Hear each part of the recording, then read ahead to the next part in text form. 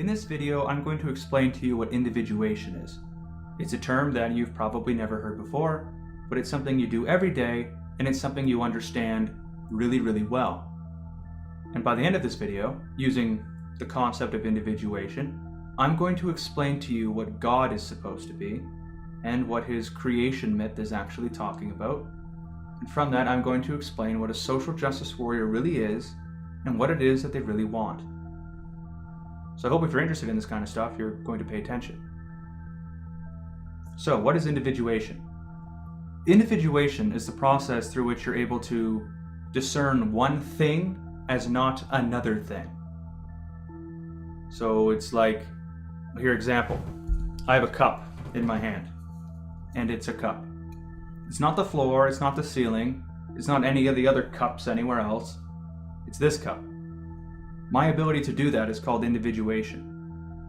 I have created what's called an individual. Not a person, just an individual.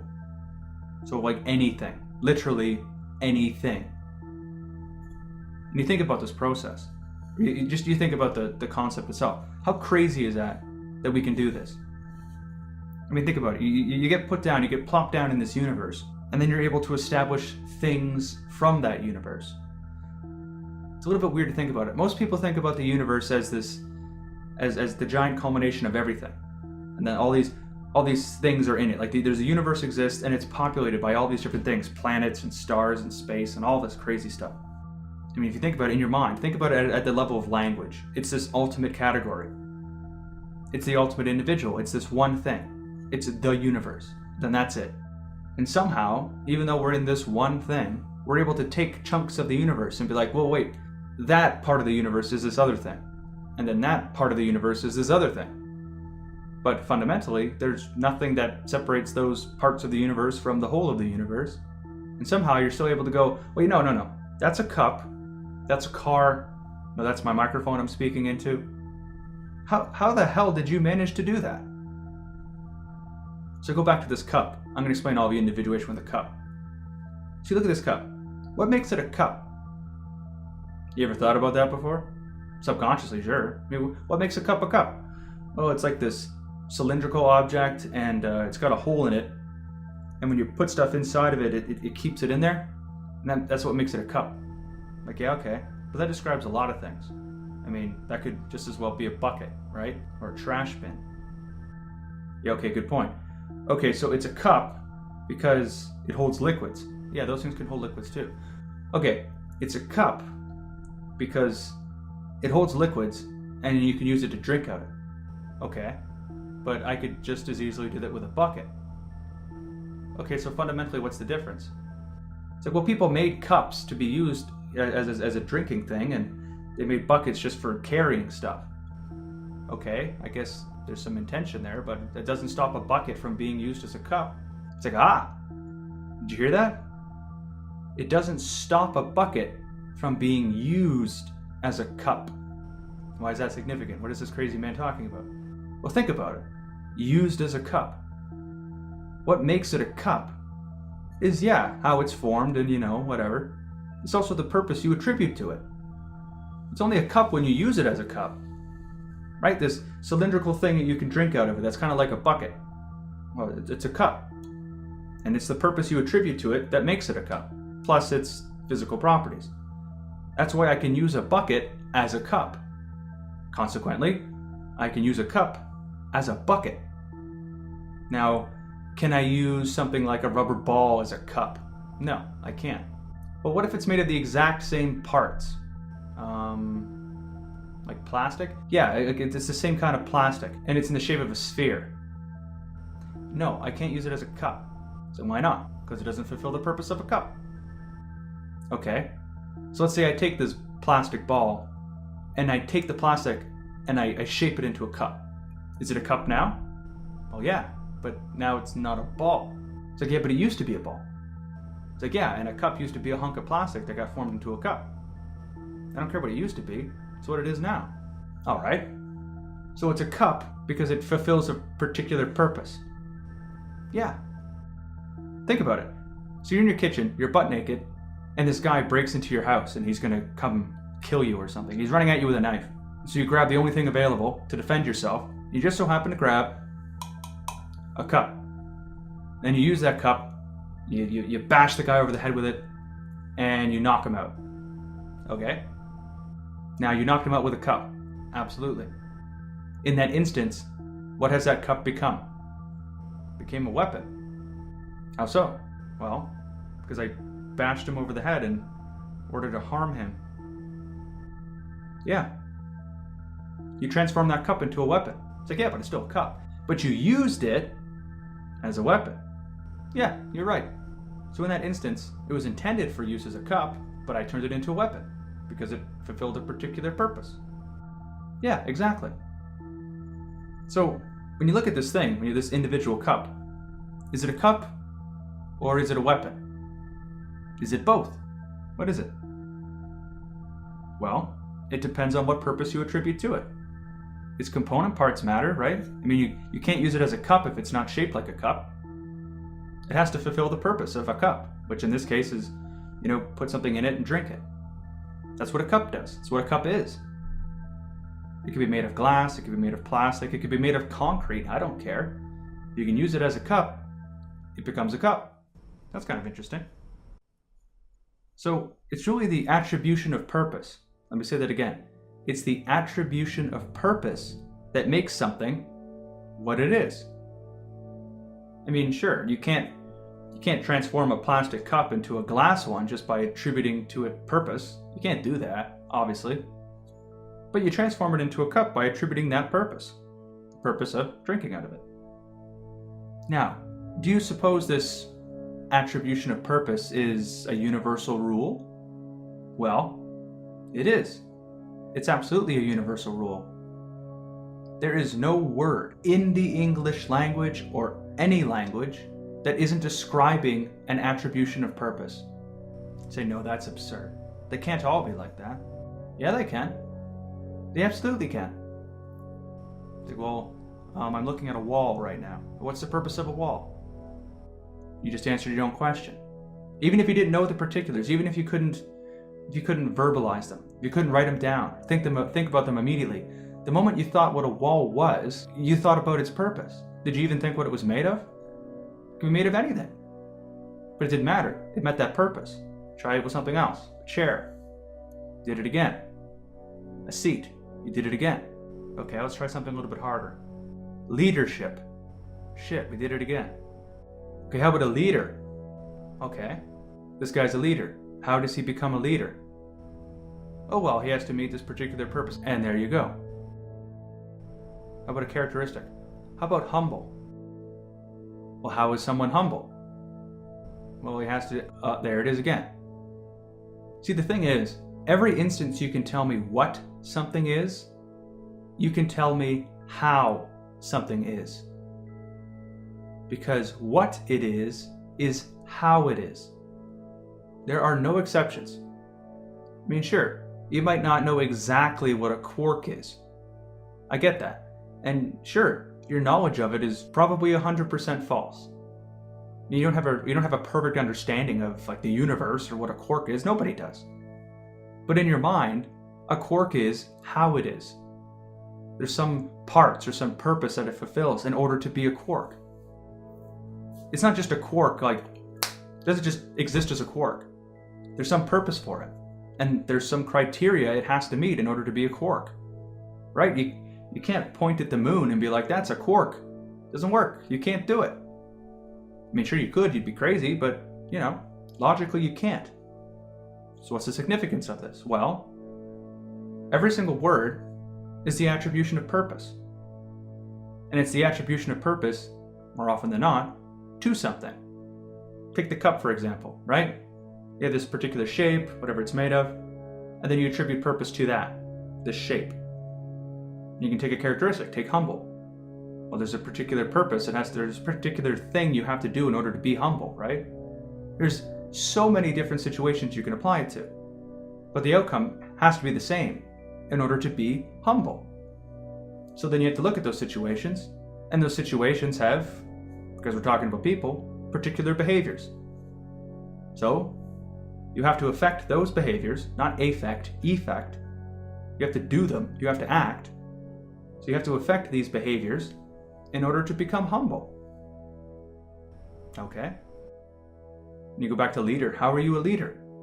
Well, you have to do, again, certain behaviors, whatever, and then creates the ultimate purpose of leadership, the ultimate outcome. So for every word, it's an attribution of purpose. Yes.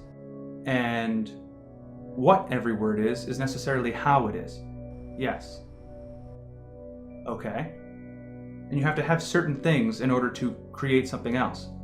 Yes, what are those things called? Criteria. Simple word, vast implications. So go back to our cup. Remember how it was made, or not how it was made, but how it's shaped, even what it's made of? That's the criteria. And then ultimately its purpose.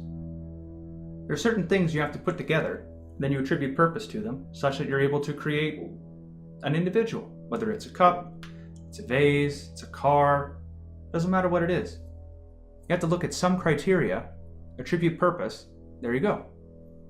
And again, it works with characteristics. It literally works with anything. You can try all you want.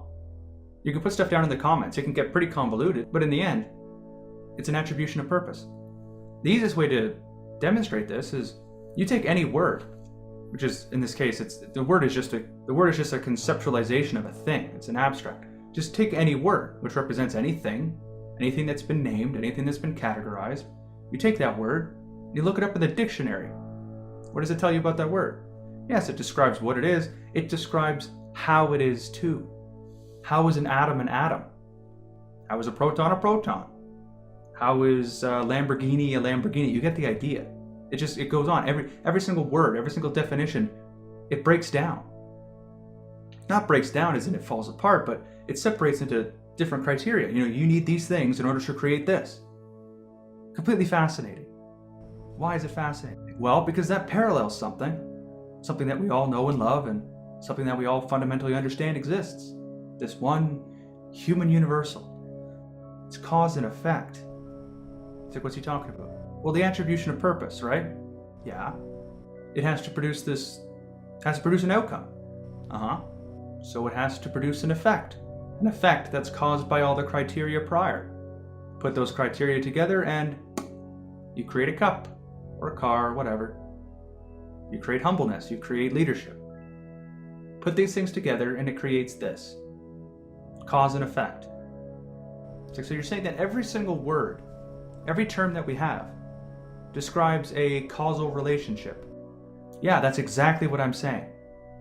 Every single word describes a cause and effect relationship. And yeah, you can have a different understanding of what leadership is, and even leadership within a certain situation. Some other guy can look at it and be like, oh no, that was cowardly. It wasn't worthy of a leader or something like that. That's fine. You're still looking at the same thing though, right? It's like, yeah, we're observing the same thing. So your criteria are the same. Yes. But your definitions are different. Yes. Well, that's subjectivity for you.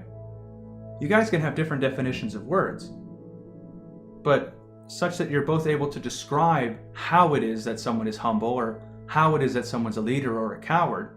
You can explain your position. It's perfect. Like if I call someone brave and then you call him, a snot-nosed punk or whatever, right? We're looking at the same thing. Then I discuss and I find what your standard for a snot-nosed punk, and you discuss with me and you discover what my standard for bravery is. And you go, okay, when that guy says bravery, he means this set of criteria. And that set of criteria also just happens to be what I think is a snot-nosed punk, and vice versa. So long as you can explain how you believe something, the word that you use, it doesn't matter. I mean, yeah, it's difficult to have a conversation with someone who's got vastly different definitions of words. I get that. But so long as you can explain what it is, it's fine. Or rather, so long as you can explain how it is, it's perfectly fine. It's just a cause and effect relationship. He doesn't think it creates a different effect necessarily. He just thinks that effect is, in this case, cowardly or leaderly, whatever. So anyway, going back to this whole cause and effect thing. Why is it that every single word, every single term describes a cause and effect relationship, a causal relationship? Why is that? Whenever you try to individuate something, you're looking at the universe, which is supposed to be just one thing. Like the same way you think of a cup is the same way that you should be thinking about the universe. It's just one thing. Well, why are you separating it? Like, look at the cup. It's made of atoms. How come you don't separate out the atoms? It's like, well, I can't see them. But you know they're there. Why don't you separate them out? Why don't you think of it as a collection of atoms? Furthermore, if you do that, you've got the ability to do it, or I don't know, you're on drugs or something. Well, why don't you look at it as a collection of protons, neutrons, and electrons? Why don't you? You look at atoms that way. Why can't you look at a cup that way? That's a good question. Furthermore, if you look at this cup as a collection of atoms, and say you understand their orientation, you have a better understanding of what a cup is. But then again, the guy who looks at it as a collection of quarks is going to have an even better understanding than you do. That's a little weird. But think about it a different way. A person who looks at, I don't know, a human being, like as a physical, as like at a biological level, say, oh, that's a human. But you can see that a doctor is going to have a better understanding of that human. So too a surgeon. When they look at a human, they see something very different. Especially a plastic surgeon who's looking at someone's face. Look at all the things like they understand about the face that you don't. They have a better understanding than you. You're still talking about a face. And when he says a face, you know what he's talking about. And when you say a face, he knows what you're talking about. But his understanding is vastly greater than yours. So what's going on there? Well, if you remember way back when I was talking about the universe as this one thing, and then when you individuate, when you pull a cup out of the universe, right? And you say, oh, that's a cup. When you do that, you're taking out a chunk of the universe. It's still part of the universe, of course, but you're making it distinct. You're distinguishing it. You're not isolating it. You're just saying, well, that's a specific part. When you think about doing that, it's completely bonkers. Right? Everything's made of matter and energy, quarks, atoms, whatever. How is it that you're able to say, well, this cup, this is particular. It's distinct from all the atoms that are around it in the air. How can you even do that? How in the world can you distinguish it from everything else, from every other thing that's an atom? I mean, really think about that. Really think about how absurd that is. How is it you can identify something that's made of the exact same thing as everything else? You say, well, no, it's that particular chunk of the universe is, well, it's particular, and it's distinct from the rest of it, even though it's made of the exact same thing. How the hell did you do that? And people say, well, there's emergent properties. So these things are like, the plastic is different from the air, of course. Well, yeah, it is.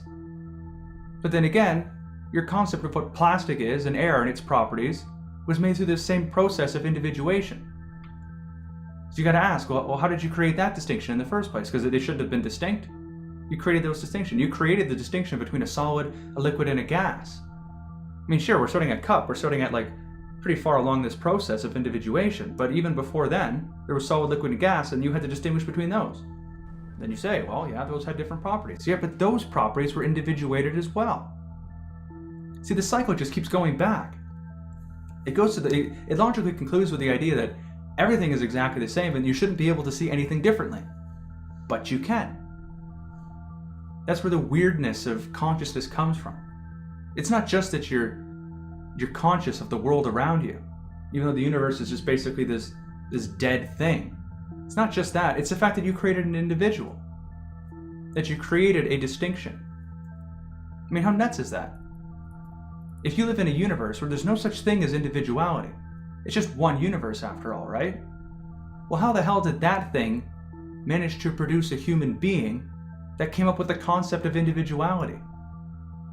It's something that cannot exist. It is an impossibility. How the hell did the universe do that? It's just as weird a question as where did consciousness come from? Okay. Well, let's keep that in the back of our minds. How weird this is. Because look, I do not have an answer for like the very origin, the impetus of all consciousness. I have an answer for the process. I don't have an answer of where it comes from. But here's the thing. The reason why, if you individuate something from the universe, like you take a chunk out and you say this is a cup, and this cup reflects a causal relationship, the reason why is because the whole universe is a giant cause and effect relationship. It's one giant system of cause and effect. You back to the very beginning, the primal cause, the ultimate cause, it's God, it's Big Bang, whatever the heck it is. And then from that point you have all the effects of the universe in a giant unbroken chain, from the very beginning of time. That's what the universe is. That's why when you take a cup out of the universe, it's really weird. You say, well, this is just an effect of the Big Bang. You work your mind back far enough, you say, well, this isn't an individual, it's just another part of the universe, it's just another effect. So how the heck how do you make it a cup? How do you make it an individual if it's just another part of the universe? It's just another effect of it. There should be no way to distinguish it, but you can. So how do you distinguish a cup from the rest of the universe? What do you do? Well, you arbitrarily attribute cause. Say that again. You arbitrarily attribute cause. So what does that mean? Well, the universe is a giant system of cause and effect. Yes. So how do you distinguish one chunk of the universe from the rest of it? It's all just effects, right? The only way you can individuate, the only way you can pull a cup out of the universe is if you take a chunk of that universe and then you put a cause at the beginning of it. So you arbitrarily put cause somewhere else in the universe. And the moment you put cause and you say, this is the cause, that caused it, you isolate it from all the effects that came prior. Because if you work your way back, well, this cause was actually caused by this and caused by that and blah, blah, blah. You go all the way back, Big Bang. So the only way you can do it is to arbitrarily attribute cause somewhere. So in this case, you arbitrarily attribute cause to all the effects that creates a cup. You say, well, this chunk of the universe is a cup. From this cause all the way to cup. And that reflects your understanding of what a cup is. So let's say, well, what's a cup? It's a hunk of plastic that's shaped like a cylinder and one end is capped. That's what a cup is. So there's your criteria, those are all the effects, and then the ultimate outcome. That's what a cup is. Then we're talking about greater understanding. Well, someone else has a greater understanding than you do. They say, well, it's a hunk of plastic that's made of this particular plastic. That's shaped like a cylinder, one end is capped, and it has this particular outcome. And some other guy has an even greater understanding. He says, well, no, wait a minute. It's a hunk of plastic that's made of this particular molecular structure. That's shaped like a cylinder, has a cap on it, and is used for the particular outcome of drinking from it. And you can keep going back in this fashion. But you see, when you start at this one level of cup, the first level, it's pretty basic understanding. And then it expands, and then it expands, and you can just keep going.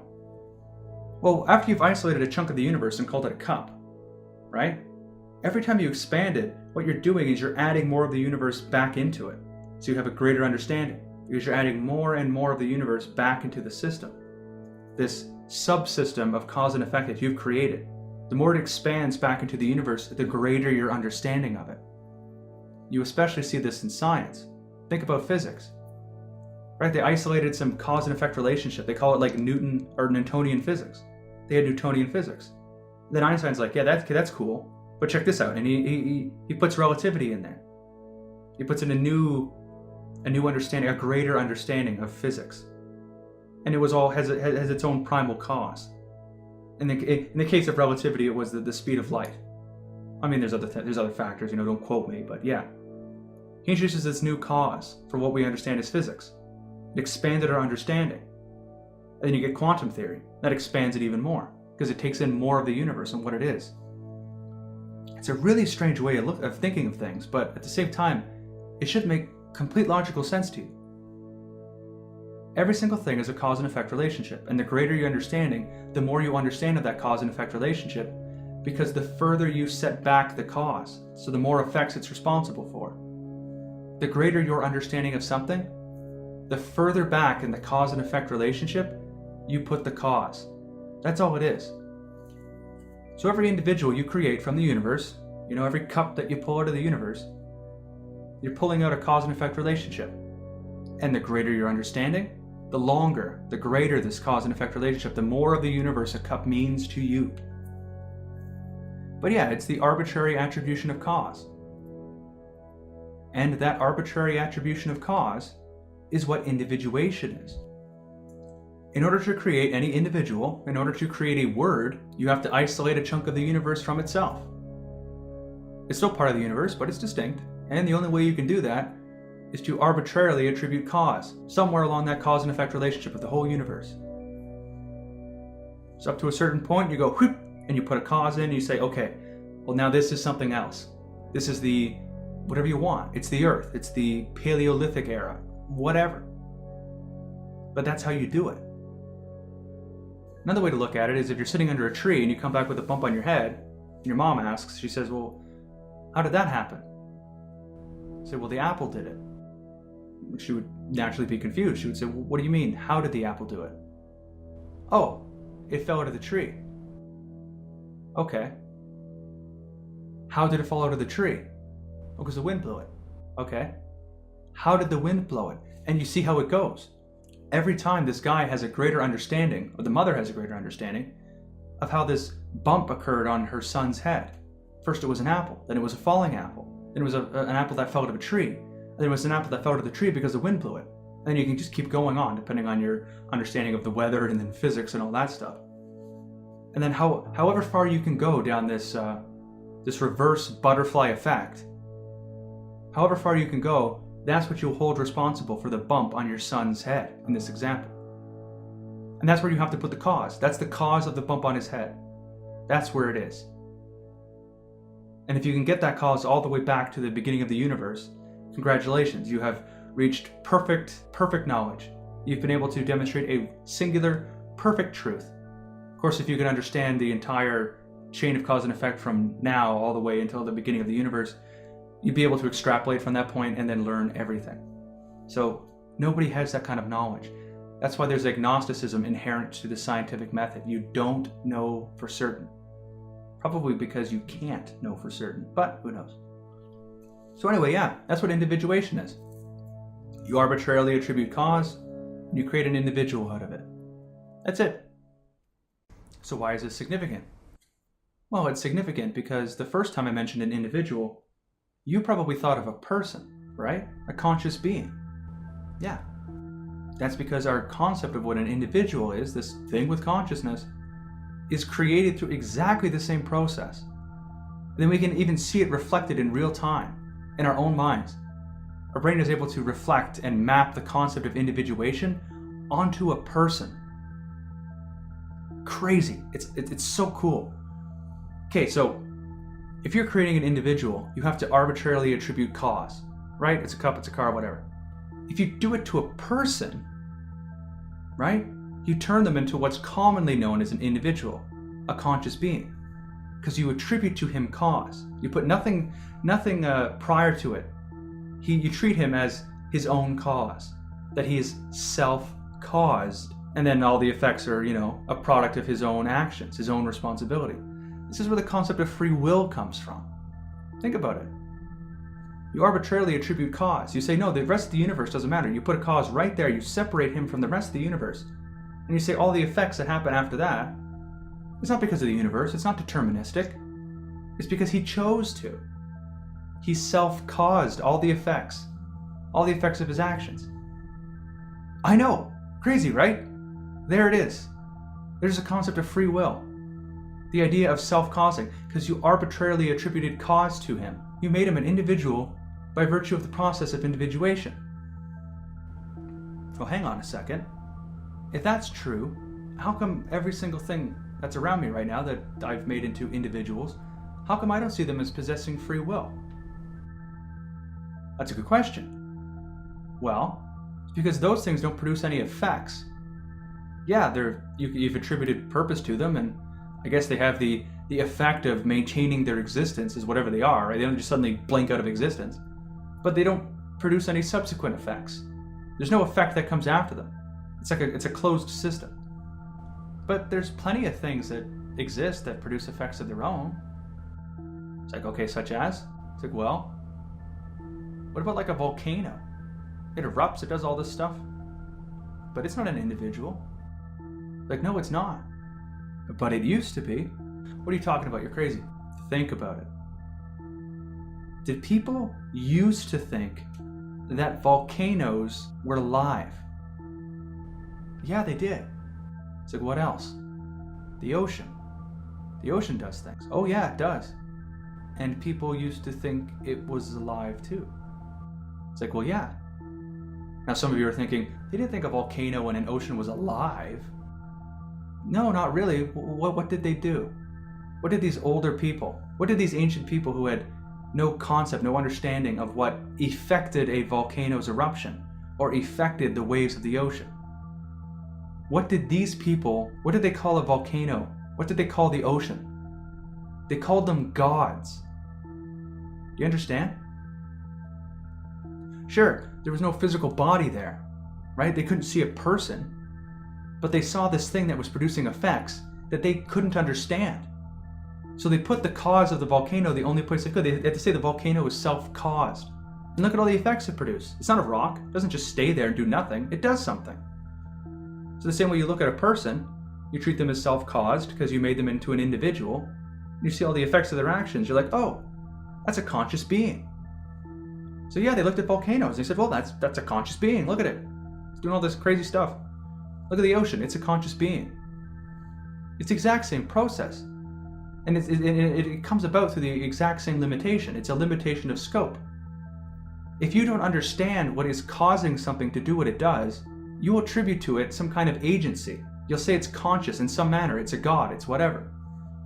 Now, naturally, I mean, you think about how we are now, come back to our modern times.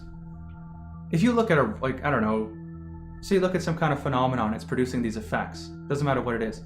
You don't think it's conscious.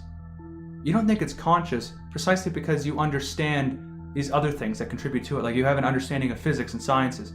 So when you see this, say the first visual representation of a black hole, you don't think it's alive.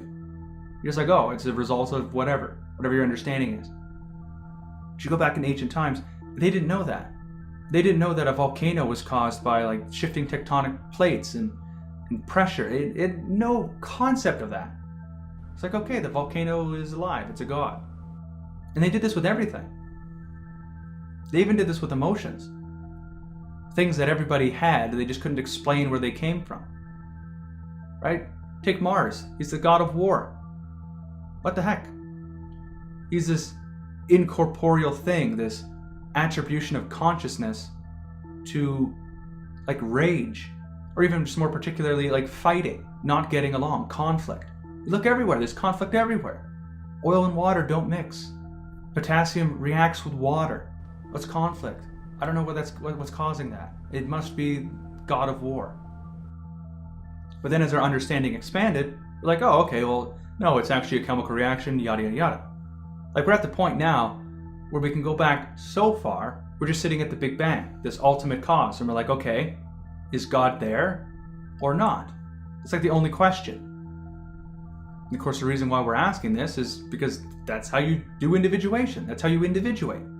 You attribute cause somewhere, and then to grow your understanding of this subsystem of cause and effect you've created, you move the cause further back. In this case, it's even further back in time because it is a cause and effect system. One thing precedes the other. You just go back in time, and then you just incorporate more of the universe until you're just left with universe and nothing else. As it stands now, we're left with what? Two causes. Consciousness and the universe. That's all we're left with. So, what's the crazy thing about this concept of individuation, this arbitrary attribution of cause and the way it creates individuals in our minds? So, what's the crazy thing about that? Well, besides its own existence, because it blows your mind if you really think about it. Well, the crazy thing about it is that individuation as a process is paralleled to a ridiculously accurate degree in Christian creation mythology. I know. No way you're just some kind of weird Christian guy. No, I'm an atheist. Okay, you're just like super spiritual. No, I'm essentially nihilistic. I mean, I'm not, but I have no reason not to be. Okay, tell me, please. How in the world does Christian creation mythology parallel individuation? Well, I'm glad you asked. First off, I should mention that the concept of Christian mythology acting as a metaphor for the origin of human consciousness is not original to me. Peterson, Dr. Jordan Peterson, has the same opinion, pretty sure. But he hasn't figured it out yet. And so yeah, I know by saying that, I'm claiming that I figured it out before he did. And he's been at it for some years, probably like 40 years, I think he said. And I only figured this out 2 years ago, and I've only been working on it for probably about 5. So like an 8 to 1. So anyone who's kind of feeling incredulous, yeah, click off. You don't have to listen, but anyone else intrigued, listen on. So how does this work? Well, you need to have some understanding of Christian mythology. So I think he's done one video on it recently. Go watch that. I'll link to it so you can understand what I'm talking about. But anyway, so what's the Christian myth? Well, you've got God. He's a trinity because he exists in 3 parts, but he's still one. So you've got God, you have the Son, and you have the Spirit. So it's supposed to be like, it's God, Jesus, and then the Holy Spirit. But it's like God the Father, God the Son, and then God the Holy Spirit, or just the Spirit. So there's this Trinity, and it's responsible for all of creation. And then he creates us, and then we fuck everything up, and then we have to redeem ourselves to God. And then God sends his Son, or his one aspect of himself, to be our ultimate redemption. He dies, he becomes born again, and then gifts us the Holy Spirit to lead us to God. And then that's where we are now. Yeah, there's Adam and Eve and the snake and all that stuff, and we'll get to that. But that's the basic gist of it. So how the heck is that supposed to be individuation? Well, first of all, it has to do with creation. And naturally, since individuation is the process through which we're able to create anything that we perceive, that's pretty important. And on that note, if we take John chapter 1 verse 1, John 1:1, very famous, if we take that Bible verse and we think about it literally, there's some interesting parallels there as well with individuation. So John 1:1, in the beginning there was the Word, and the Word was with God, and the Word was God. We're talking about individuation. Well, the end process of individuation is the Word. And what's the process of creating a word? Well, it's just speaking a word, right? I mean, there's this underlying process of individuation in your mind, but you speak it. And it just so happens that God spoke the world into existence. Fancy that. The same way you speak a cup into existence, the same way you name it, you create it. Yeah, there's all this underlying stuff that goes on. The underlying process of identification of cause and effect relationship and yada yada yada and the attribution of purpose, I get that. But you speak it into existence the moment you name it.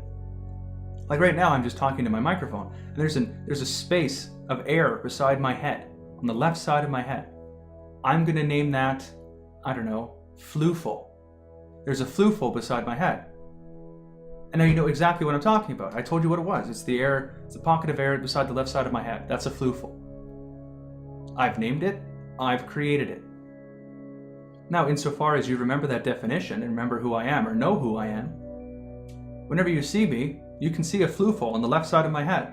This is as an abstract concept, existing as itself. It's like it's not a cup. It's not purposeful. It just exists. It's like a rock. You have to attribute purpose to it. So this thing only maintains its existence. That's its purpose. Right? To be the air beside the left side of my head. It's a flufel. There you go. I just spoke it into existence. Which is the same thing that God did for the entire universe. So let's think about that. Think about God speaking things into existence. Now let's think about this idea of attributing cause, arbitrarily attributing cause, and that creates an individual. So you've got the arbitrary attribution of cause, and you've got this thing called a God that somehow is responsible for creating us and creating the whole of the universe. Well, what if God is the universe? It's like, well, I've heard that one before, and how many hippies have told me that? Jesus. No. Think about it. God is supposed to be an individual, right? He has consciousness. And the universe is an individual too.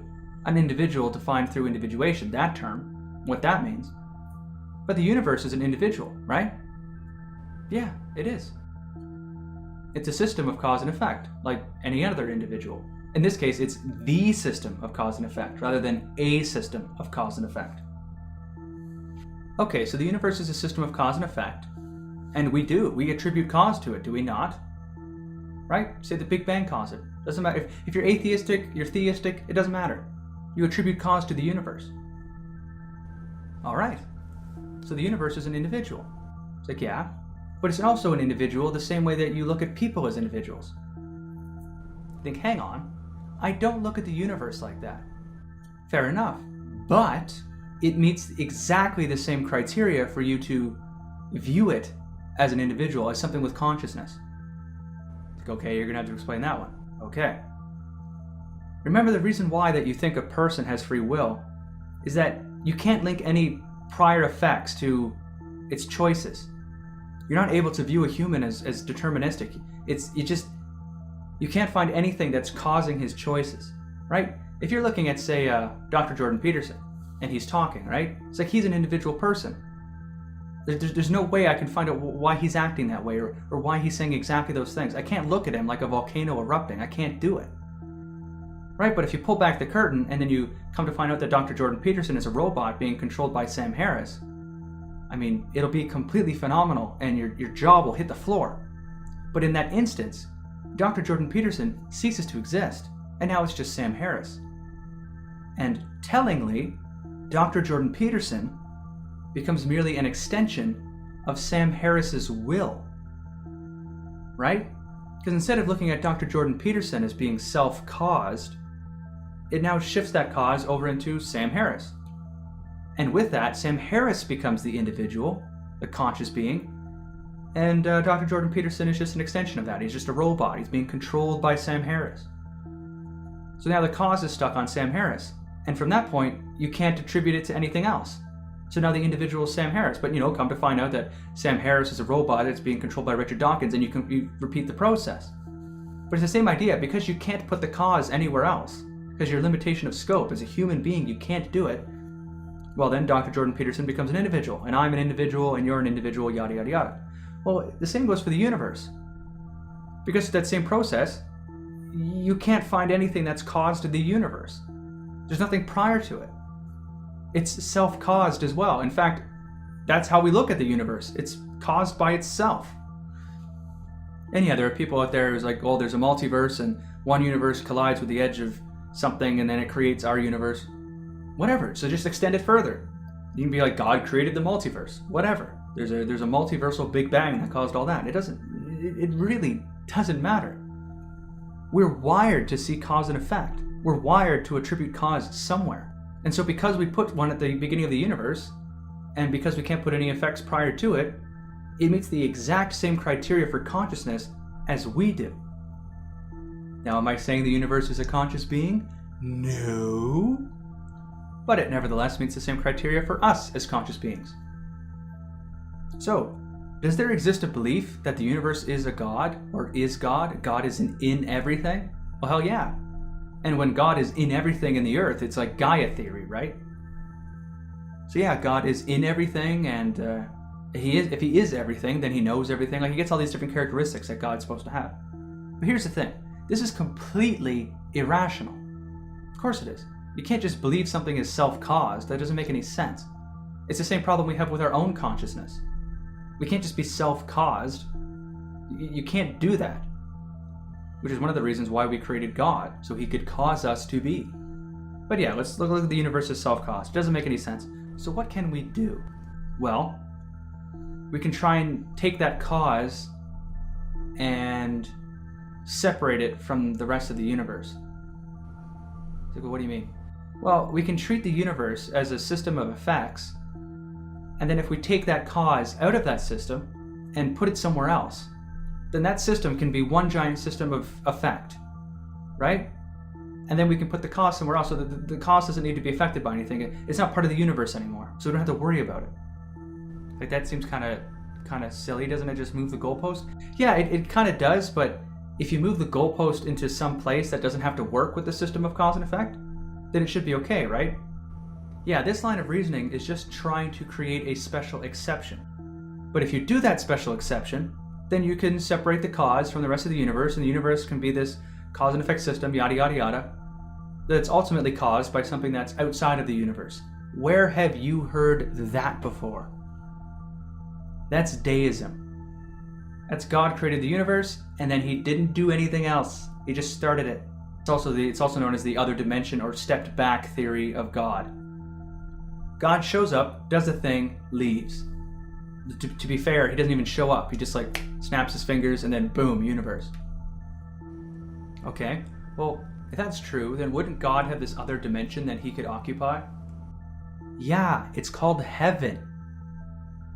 So you put God in heaven, and then he can cause the universe from there. Or I guess he could just travel to the universe, which wouldn't really be anything at that point, but whatever, and then create it. It's like, and create it how? It's like, well, through individuation. Speaking things into existence.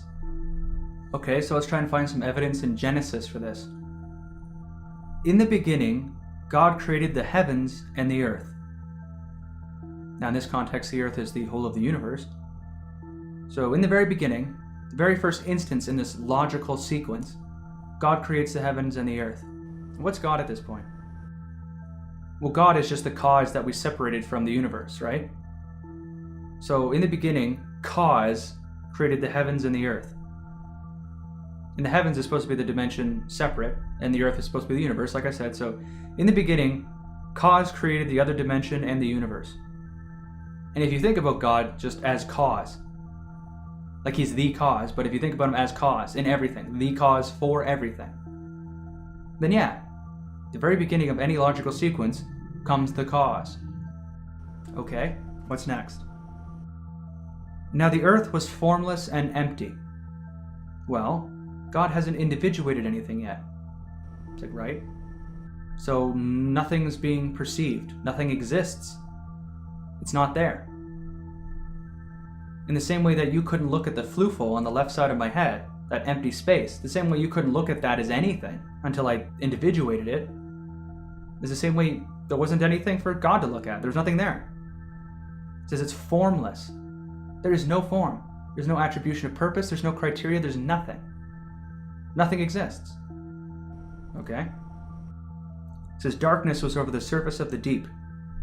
I don't quite know what the deep is. I think they're talking about water. Anyway, with the darkness part, it's because the light, they always use light and dark in these Christian metaphors. Darkness is the unknown. You have to illuminate it so you know what it is. Does that make sense? To be unknown is to be unnamed. Because when you name something, you've isolated a chunk of the universe from itself, and that chunk is a system of cause and effect. And it's how you understand it. Sure, your understanding isn't perfect. Who cares? There's still some understanding there. You know what you're talking about because you're talking about that system of cause and effect. So yeah, the unknown is the unnamed. So in this case, it's dark. It's unknown. Okay, what was the next part? And the Spirit of God was hovering over the waters. So I guess the deep was supposed to be talking about water. And they're probably doing that because, they understand there's the earth, and then I guess there's water in it and under it, I think they thought it was. Like under it, above it, and around it. I think that's what they thought. So yeah, the water is just basically, I guess you can treat it as the nothingness. It's like the nothing from Never-Ending Story. And it said the Spirit of God was hovering over the waters. Okay, so think about the Spirit of God. Think about this as individuation. The process itself. It says it was hovering over the waters. So it's aware. It's aware that there's this thing, like the waters. It has an awareness of this unknown. It's like it's getting ready. It's hovering over it. The same way your mind kind of circles something that kind of hovers over an idea just before you have it and pops it in. It's hovering over.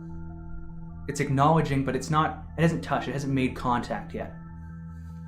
And God said, so he spoke into existence, let there be light.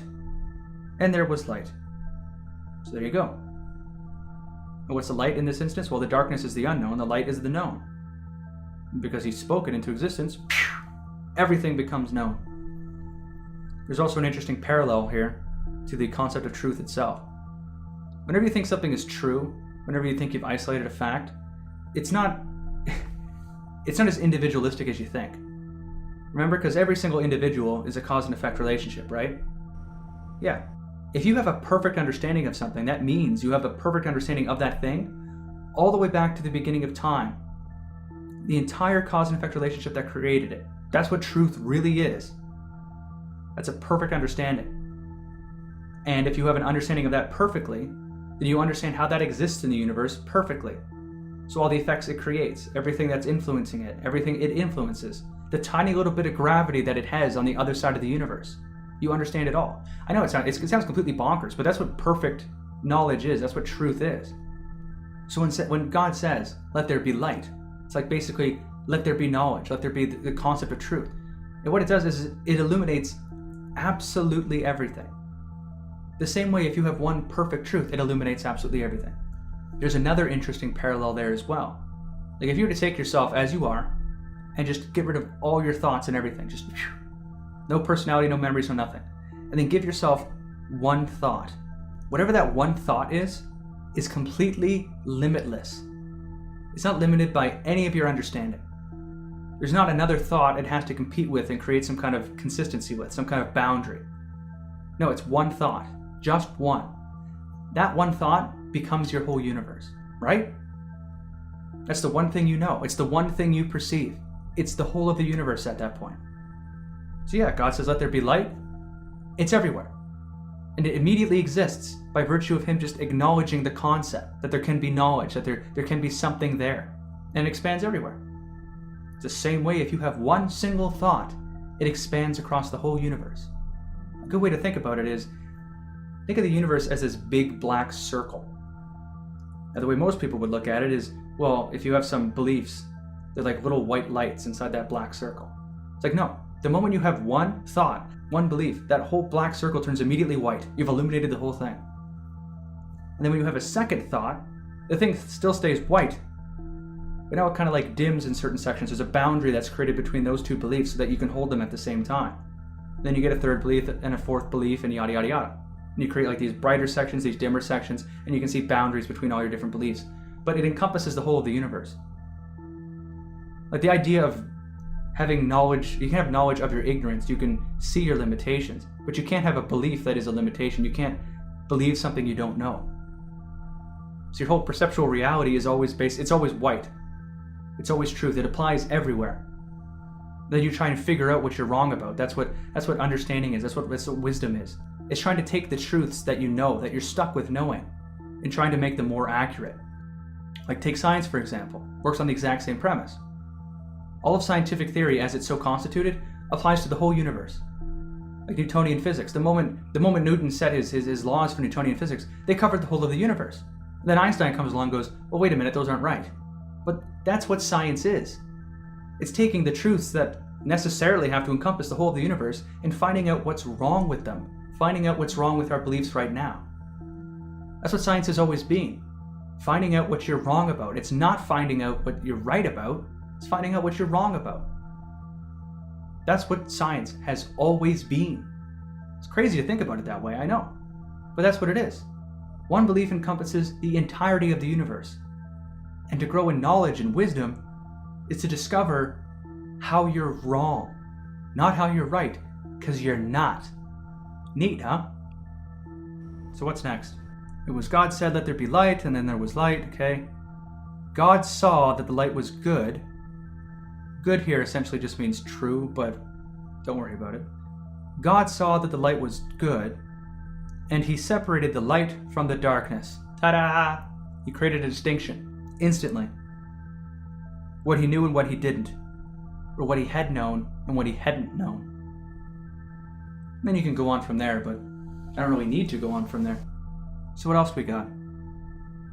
Well, if the beginning is talking about individuation, like God comes into the universe and individuates it, well, we're talking about God as the universe here, right? But the thing is, it's more than just the universe. I mean, God is applying the process of individuation, right? Yeah. So he's the creator of the universe. And in this case, our understanding of individuation creates the universe as an individual. So God is the universe. What if God is just the process of individuation itself? I mean, suddenly it exists, you apply it, and there you go. You've created something. You've spoken it into existence, the same way God does. You get the same parallels between knowledge and the unknown. It's all there. All right. Can we get more evidence for that? We can get a ton more evidence. But we need to look at something pretty interesting. This application of individuation. The way that you're able to create individuals. Like you make the universe an individual, the way we discussed it, and you make another person an individual. Same process, arbitrary attribution of cause. Pretty sure you get it now. But there just so happens to be a third thing that you create into an individual just like the universe and other people. Can you guess? It's pretty obvious. It's you. You make yourself an individual through the same process. Weird, right? It's very weird. So how do you do it? How do you make yourself an individual? Well, that's what people argue about with the creation of consciousness. Like, where does it come from? Again, I don't know, but I can deal with it the moment it manifests. All right, so what's that moment of manifestation? Well, the very first thought. Now, there's going to be all sorts of people who are studied philosophers or students or whatever that'll just argue the hell out of me. But I'll just say the first thing is thought. I'll give you that. That's like the first recognition or inclination that thinking exists. In fact, I think that's one of the philosophical positions, is that the self doesn't really exist. The only thing that exists is thought or thinking. I don't know. I don't go that far. But anyway, so let's pretend that we're in this big black void of a universe and nothing exists and we're not conscious yet. But we're there. We're physically there. Like as a being, like as a physical body. We're there in this black void. All right. What's the first thing that we got to think in order to be conscious? What's the first thing we got to do? Well, we have to distinguish ourselves from the rest of the universe, from this black void. All right, so how do we do that? I guess we just recognize our own existence in that black void? Precisely. How do you do that? Like this, ready? I. It's like I. Yeah, I. You can look at it as I exist. Like I exist in this black void, but it's just I. It's like it's an intuitive thing. You're there. Okay. What comes after I exist? Well, I! What's that? That's I with an exclamation point. It's like, oh? Yes, it's declarative. You're declaring your own existence. You're recognizing the fact that you exist. It's like, wait, I thought we were doing that at the beginning. It's like, no. At the very beginning, it's just sort of an intuitive feeling that that there's an existence. That it's you. Don't get me wrong. But it's very strange when you think about it. It's not who you are. Huh. Now, if you think about it, can you take who you are, this concept of I, and can you separate it into two different things? Like when you say you exist, what do you mean? When you say, well, I'm a physical body, blah, blah, blah, and then I'm this person, I'm this individual. Aha! You've created a distinction between those two I's. It's the same thing. You're talking about exactly the same thing. But it has this duality to it. Huh. Okay, well, you said the first I, right, is just, I with a period, I exist, and the second one is I. What is that? What's the phrasing for that? Well, it's I am right. Are you serious? Yeah, I am right. But how does that make any sense? Like, is there any conceptualization of like am and righteousness or rightness at that point? It's like, yeah. Okay, explain this to me. It's like, well, first of all, in a logical sequence, if you go I exist and then you go I am wrong, well then you're gone. You just nullified your existence. You have to think you're right about existing. That's the simple logical explanation. I exist and I'm right about that existence. But it's way deeper than that. What I am right is, it's the first instance of like a comparative understanding. Like, because I know this follows. But it's also simply a reiteration of I, using oneself as your reference point. I'll say that again. I am right is just a reiteration of I, or the claim I exist, using oneself as your reference point. Now, the reason why it's the first instance of comparative understanding is because you have I exist, and you're trying to claim I am right. It's like, based on what? Like, based on your existence. It's like, so I take my existence and then I compare it to the fact that I exist. So I compare it to itself and then I create myself? Yes. As strange as that sounds. As absolutely queer and bizarre as that seems. You're like, I exist, you have to compare it to something, and you end up comparing it to, well, I exist. It's like this strange duality comes out of it. And it's a duality you understand. There's your objective self, your existence in the universe, and then you're just your subjective self. There's your person, your individual. And that's exactly what I am right is. I am right is the subjective aspect of existence, and I exist is the objective aspect of your existence. I exist, I am right. Okay, what comes third? Well, it's I, as in I is a question. And that question happens to be the origin of one of the most important and integral words we have. It's the origin of as. So it goes, I exist, I am right, as in, what the heck do you exist as? And furthermore, what are you right about? Perfectly valid question. And that as generates everything. It generates your interest, curiosity, thought, logic, and reason. It's all from as.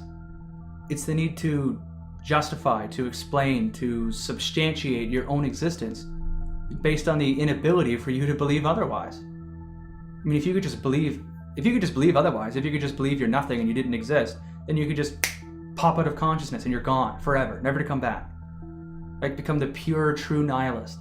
But you can't, because you're forced to believe otherwise, because you have to be right about your existence. Sucks, I know, but there you go. So yeah, every single person comes pre-packaged with those three axioms. Now, the third one is like in the form of a question, so I don't know if I should call it an axiom, but I'm going to, given how primary it is, how primal. So you got three axioms: I exist, I am right, and as. And then from there, you can get all sorts of different things. But those are the three things: two beliefs and a query. Now here's a little interesting thing. You can test the existence of these. I mean, this is a logical test, right? You have to think you exist, and you've got this insatiable need to substantiate who you are. But, in particular, the I am right part is easily demonstrated in a strange way. Here we go. So you exist, right? And you're right about that existence. So this self, this thing, this I that exists, it has to be right. It has to be. You're stuck believing you exist, and whatever this existence is has to be right. And furthermore, this self, like I said, it has to be your reference point for the rest of reality, for all of perception. It has to be right at all times, because it's the one sliver, the one tiny little chunk of the universe you've isolated from itself, and that you use to determine everything else that's true. You compare it to yourself. Your understanding of self is how you create everything, from a cup to a car to a feeling like humbleness or charity. So with this self having to be right at all times, well, how can you simultaneously be right about it when you don't know what it is? Like, you know you exist and that you're right about it, but this self, you don't know what it is. It's nothing. Like, well, can it actually be nothing? Can you say, I exist, I am right, I am nothing? It's like, well, no. Nothing doesn't exist, and you can't be right about nothing existing. You fail instantly. You're gone again. There goes your consciousness. So it has to be something at all times.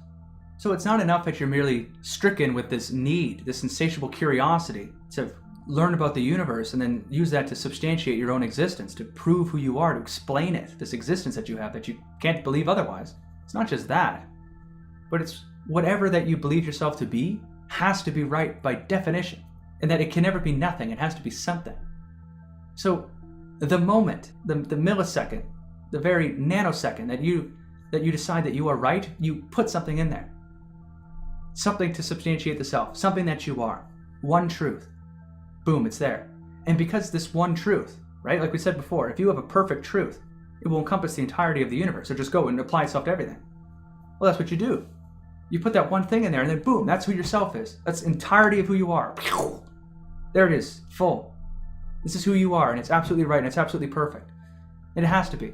Your foundation has to be perfect, otherwise you can't perceive the rest of the universe. You're gonna think, well, you know, everything I think is wrong, everything I perceive is wrong, there's no such thing as sense data, and then, again, you disappear, you're gone. You're forced to take these things for granted. You're forced to. Like, you know, with sight, you're seeing something, but what you're seeing is bullshit. You're smelling something, but that smell, the smell of an apple, is completely bullshit. It's all bullshit. It's all fake. But you're forced to use it. You're forced to use your sense data. Because yourself has to be right. Yes, you can manifest doubt. You can go back and say, well, I don't think I was right about that, and you can try and test different ways. Absolutely. But at the very primacy of your consciousness, the very beginning, the impetus to it all, you're stuck. You have to use your sense data. And you have to think that you're something.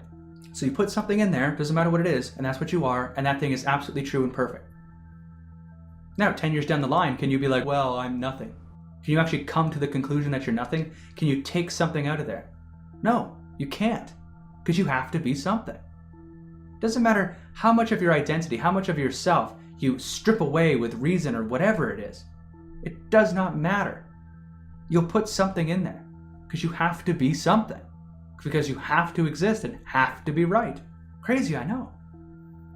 So what that means is, every single thing you believe, I don't care what it is, every single thing you believe affects your understanding of self. It doesn't just affect it. It represents it. It reflects it. What you believe is what you are. It's yourself. You think, well, that's not true. It's like, no, it is. If you have an identity as, say, a conservative, and then someone tells you about tree frogs over in Africa, you would think, that's a complete non sequitur. They have nothing to do with each other. But that understanding of tree frogs can understand part of, like, say, the economy there, and then economically you're conservative, it will link. You can link it somehow. Technically speaking, there is no such thing as a non sequitur, at least in reality. Some information somewhere will affect yourself, your understanding of your identity. It will affect it. But that makes sense. What did we say the universe was? It's a giant system of cause and effect, starting with a cause, all these crazy effects, but it's all one unbroken chain. And the only way you break that chain is by arbitrarily attributing cause somewhere and then creating a chunk of the universe, a subsystem of cause and effect.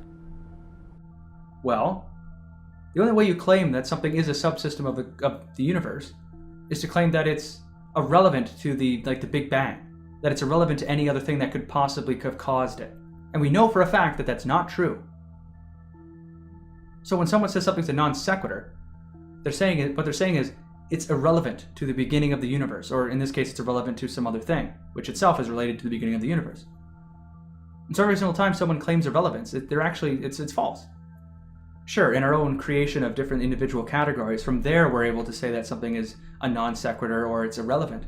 But in reality, it's all a measure of magnitude. Something is less important or something is more important, or less integral or more integral. Something is less affecting or more effecting. That's all it is. It's a matter of magnitude. There is no such thing as irrelevance or non sequiturs. Yeah, as part of some logical game, yeah, sure, you can do that. But in the real world, you can't. So yeah, because the tiniest little belief that you have can affect who you are, your understanding of self, all those beliefs, every single one of them, has to be right. And yeah, I don't mean right as in actually true, objectively real. I don't mean any of that. I mean it's right in your own mind. So everything you believe you're right about. So the common defamation, you think you're right about everything, is absolutely true. It's a tautology. You have to think you're right about something, otherwise you wouldn't believe it. So everything you believe you're right about. You can try and believe something you don't believe, but it's impossible. You can't do it. Everything you believe, you think you're right about. You can say something like, oh, well, I'm a multi-billionaire. It's like, yeah, you said it, but you don't believe it. It's like, well, I'm going to win the lottery. Uh-huh. That's a prediction. It's like, yeah. And you identify that as a prediction. Yes. So you don't believe it. It's not truth. It's not a fact. It's not a belief you have. So yeah, but I can operate according to it. Sure. But you know you're not right about it because it hasn't happened.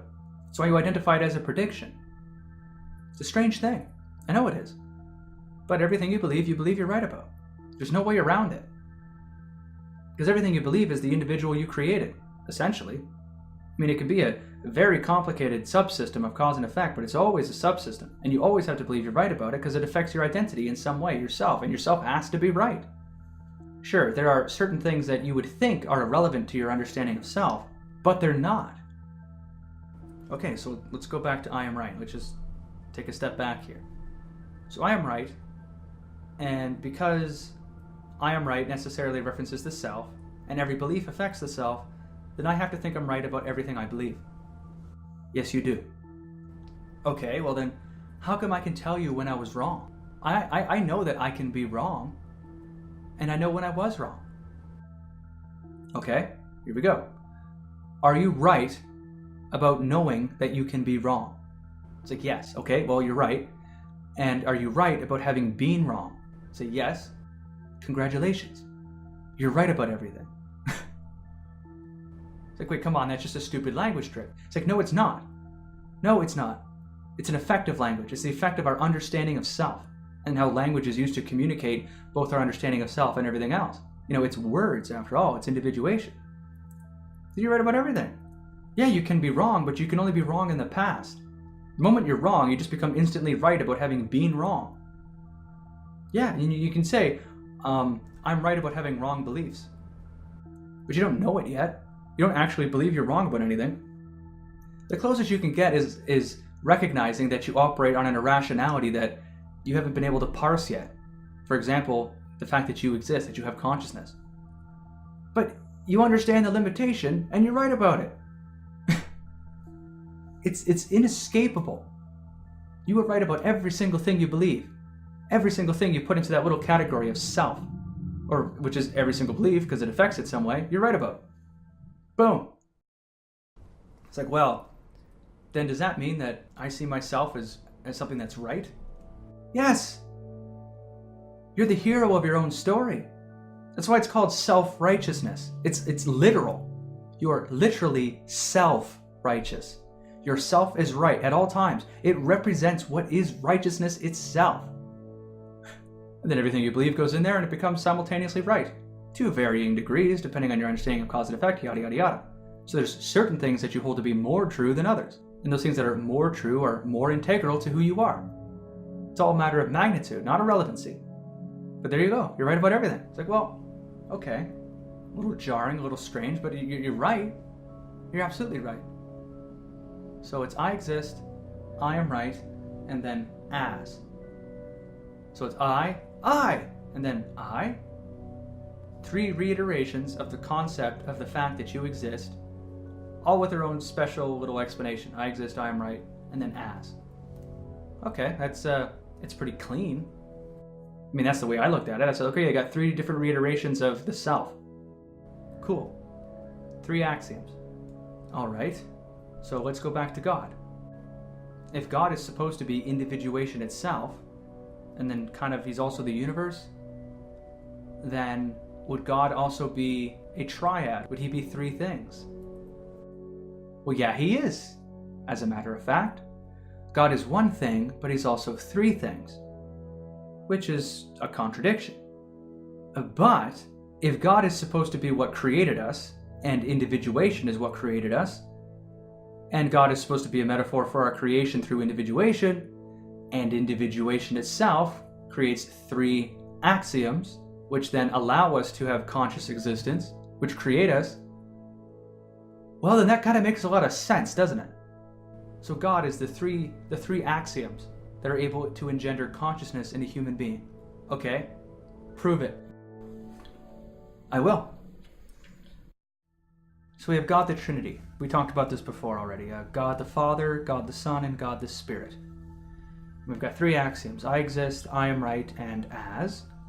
So if you line up those 3 axioms, you have God the Father is I exist, God the Son is I am right, and God the Spirit is as.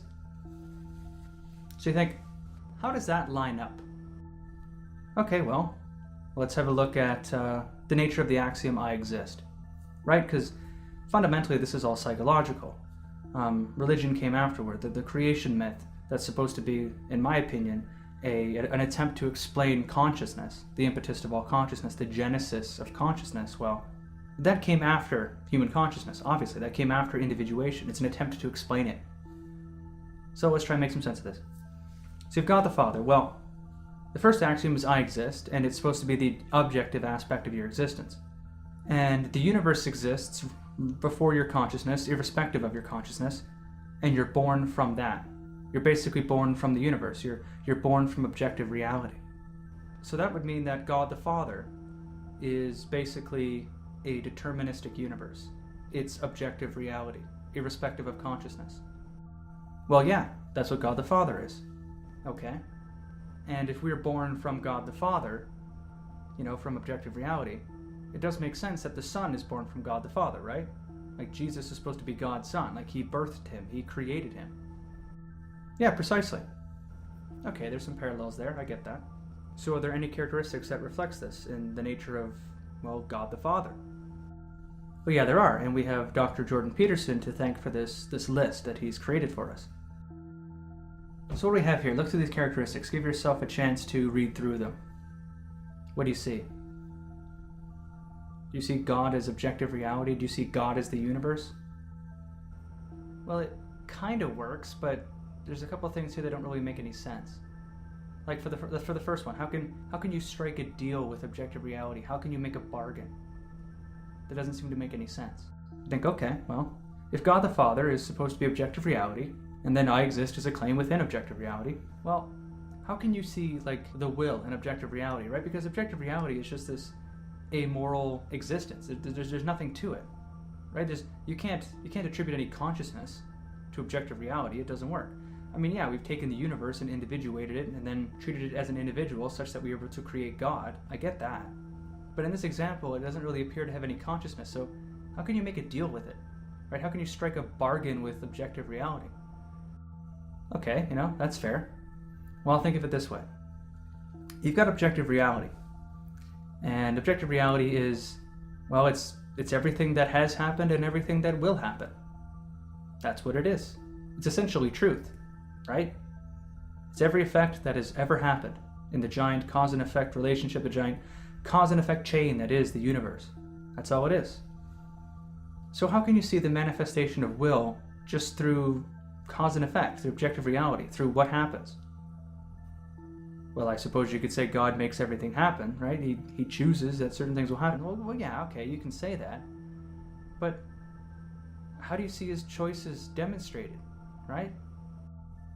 Well, think about it. What makes certain things happen and certain things not happen, right? I think, cause and effect, right? There are certain causes that will produce certain effects, yada, yada, yada, deterministic universe. I get that, okay, fair enough. But what do you need to transform one effect into another? What creates effects? What's the one thing you need in order for an effect to manifest? You think, I don't really know what you're talking about. I'm not sure. A cause? It's like, no. I mean, yeah, you need a cause in order to produce effect, but what do you need from that cause to that effect? There's this other thing, there's this medium, this particular vector that you need in order to produce an effect subsequent to a cause. What do you need? Well, I guess you need time? Yes. God is objective reality, and he demonstrates his will through time. All right, so what you're saying is that God the Father is time? He's fathered time? Is that what you're saying? Well, basically, yeah. I think that's where the whole concept of father time actually comes from, or at least there's a strong parallel there, obviously. God the Father and father time. But yeah, God the Father is objective reality. He is what's true. He is what has happened and what will happen. And the only way he's able to affect his will, the only way he's able to manifest all the different effects of his self-cause, he is the universe, right? The only way he can affect his will is through time. It's time that makes manifest everything that happens. It's time that makes manifest what is true. What is God? God is true, or God is what's real. So now take a look at this list again, and I'm going to put in all my answers as if God is time. Look at it now. Can you make a bargain with time? Can you invest in something in order to produce a greater yield? Can time produce something you believe you deserve, some kind of punishment or some kind of reward? Whatever your understanding is of karmic justice. Can time bring that about? Well, yes, it can. So yeah, God is just objective reality, the deterministic universe.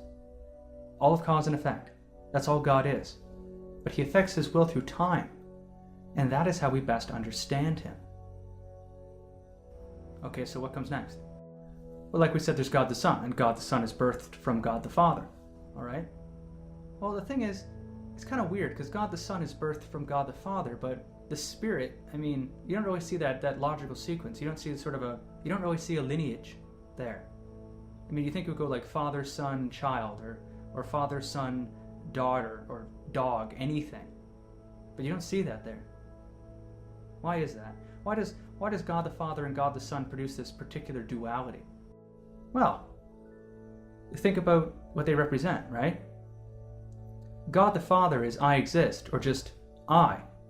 The expression of your existence intuitively. And then you have God the Son, which is I, which is I am right, which is the expression of your existence declaratively. I mean, all God the Son is a reiteration of God the Father. It's reiterating I. It's a reincarnation, which is what it is in the Christian myth, right? I am right is just the subjective aspect of your existence, and I exist is the objective aspect. You're still reiterating I, but you're doing it in a different form. First objectively, then subjectively. So then you create this duality. That's why you have a duality between the Father and the Son. One does produce the other, absolutely. And furthermore, I think this is where you get the idea of the yin and the yang. Right? Because if the objective takes over, right, the subjective ceases to exist. But if the subjective takes over, the objective ceases to exist. Right? So you have the ultimate subjective sacrifice, that they willingly submit to objective reality and they lose themselves. This is where you get that archetype of someone who gives their lives for a greater world, a better existence for everyone else, the greater good. They give up self. Then you have the evil megalomaniac who wants to destroy all of existence because, sometimes you get hurt and pain is evil and life is nothing but suffering, and no one would suffer if I just killed everybody. Like, how many different supervillains have you heard of that made this same argument? Life is full of suffering, so let's kill everybody. I mean, there's tons of Final Fantasy villains that have been exactly like this. But yeah, the subjective takes over, you destroy objective reality. I mean, you can't actually do it, but perceptually you do. You lose your connection to reality. So you can't engage in the process of individuation, you can't try and determine what's true, and you can't let what's true change your understanding of self, your subjective reality. So you stagnate, you stay right there. Whatever subjective is your reality. There's your yin and your yang, there's your duality. But okay, let's talk about God the Son, Jesus Christ. The myth of Jesus, the myth of God the Son has him die. He sacrifices himself for everybody's sin. He takes it all into him, he takes all the blame, he gets scapegoated, he dies, and then he rises again. He rises as he was, blameless, but renewed. And because of that, it redeems all of us. It redeems us our sin, because he did that. That's interesting. So, is there like a rebirth cycle that we see in the subjective aspect of our existence, in I am right? Well, yeah, we do. We do see that reflected. Because every single time that you engage in the process of individuation properly, right, you're able to better your understanding of objective reality. And then that understanding is able to change your understanding of self, your subjective reality, and your perceptions. And then from there, you engage in the process of individuation again. And then what you end up doing is you're constantly sacrificing your old self. Every new fact, every new truth changes who you are in some small way. And that old self is discarded every single time. Right? We talked about this. That you're always right about every single thing you believe and you're only wrong in the past. The old self, the destroyed self, you scapegoat it. You say, no, that's the old me. Think about yourself from 10 years ago, all the stupid things you did and believed. You say, is that who you are now? Not at all. That guy was wrong. He's so stupid I couldn't believe that I used to believe that. Yeah, that's your old self. You scapegoat it. You say now, well, I'm the new self. I'm not like that anymore, and I've been renewed. You've redeemed yourself, do you see? You've become your own redemption. I mean, yeah, you did it through objective reality and individuation, but you've redeemed yourself. You've become the new self reborn. Another interesting aspect of God the Son is he's supposed to be perfect. He is the incarnation of righteousness itself. Well, of course he is. Of course he is. because he is self-righteousness, literal self-righteousness. Everything he does is perfect. Everything he believes is true. And moreover, something particularly interesting is in the Christian myth, you have God the Son. He submits himself to God the Father. Right? God the Father commands him to sacrifice himself, and he does so. He is subservient to God. Well, is not the subjective self subservient to objective reality? Objective reality commands, it demands that we change according to it. And we are subservient to it. I mean, its will is paramount. Sure, we can attempt to deny it, we can try to, but doing so is wrong. Because it's irrational, it's unreasonable. It goes completely against individuation, the very thing that had created us. You know, it goes against God. The thing that had created us, individuation, corporealized, made conscious, made an individual. So yeah, God the Son is subservient to God the Father.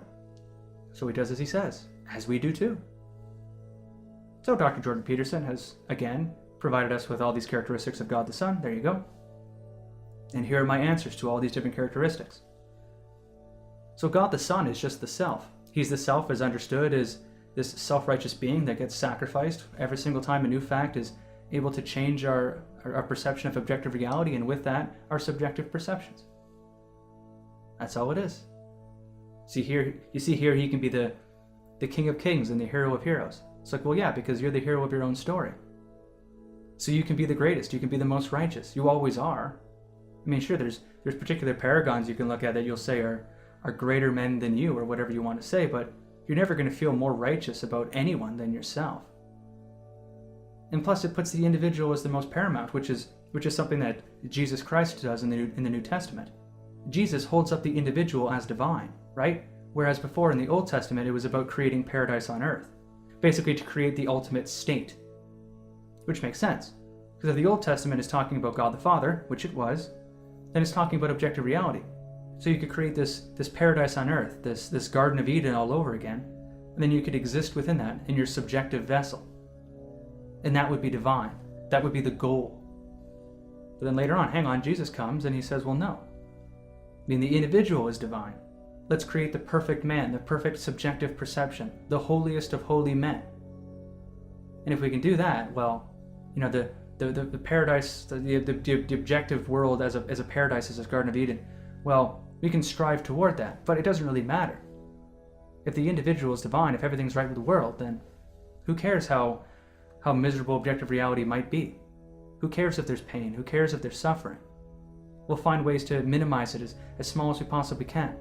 But in the end, it's in our own minds that we control our reality. And that's the most divine thing.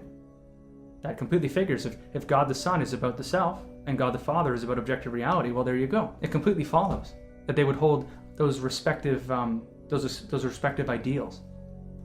Okay, so what else do we have? Well, we have God the Spirit. And God the Spirit seems like the outlier, doesn't it? Well, it is the outlier. It's not part of that duality, right? It doesn't meet that lineage. God the Father births God the Son, and then there's just God the Spirit. And it makes sense because God the Spirit represents as, right? It represents I, so it's a query. It's different from the other two axioms. You have I exist, I am right, and then you have a query, you have a question. So yeah, it maintains its distinction both in the fact that God the Son and God the Father have this genealogical lineage, this patriarchal lineage. I mean, you might even say genetic lineage. But then you also have it existing at a logical level, just in the nature of these axioms. You've got two claims and a query. And that query exists as a bit of an outlier. It's stranger that way. But at the same time, God the Spirit can be in both God the Son and God the Father, right? That seems reasonable enough. He's supposed to represent their spirit. He is the Spirit of God the Son. He is the Spirit of God the Father. He is the Spirit of God itself. Well, what is the Spirit of God itself? Well, God is supposed to be individuation, right? So if God is individuation, what is the spirit of individuation? Well, it's the process of individuation itself. Okay, well, if the Spirit is supposed to be part of God, and God represents individuation, and fundamentally, God the Father, God the Son, God is supposed to be this corporealization of our consciousness, our understanding of how we were created as conscious beings. So if the Spirit is supposed to be the Spirit of God and the Spirit of this creation of our own consciousness, well, then that Spirit would be individuation itself. You could say it's the spirit of the whole process, the creation of something out of nothing. the ability to create an individual. Yeah. And that's what the Spirit is. The Spirit is individuation itself. It's the application of this process. Okay? So how does that line up with the Christian myth? Well, after Jesus dies and rises again, after he engages in that cycle of rebirth, the Holy Spirit is gifted unto man. And what's the Holy Spirit's job? Well, the Holy Spirit's job is to lead people to God. And God is supposed to be objective reality. He's supposed to be what's true. And how do you determine what's true? How do you move closer to objective reality? Well, through individuation. You engage the process of individuation in order to attempt to discover some truth about reality. And if objective reality is supposed to be God the Father, well then yeah, individuation, the Holy Spirit, will move you closer to God. It is His Spirit, after all. It's what He does, and then what you do. It's what makes you holy. It's what makes you like Him. Engaging in the process of individuation. Funny, huh?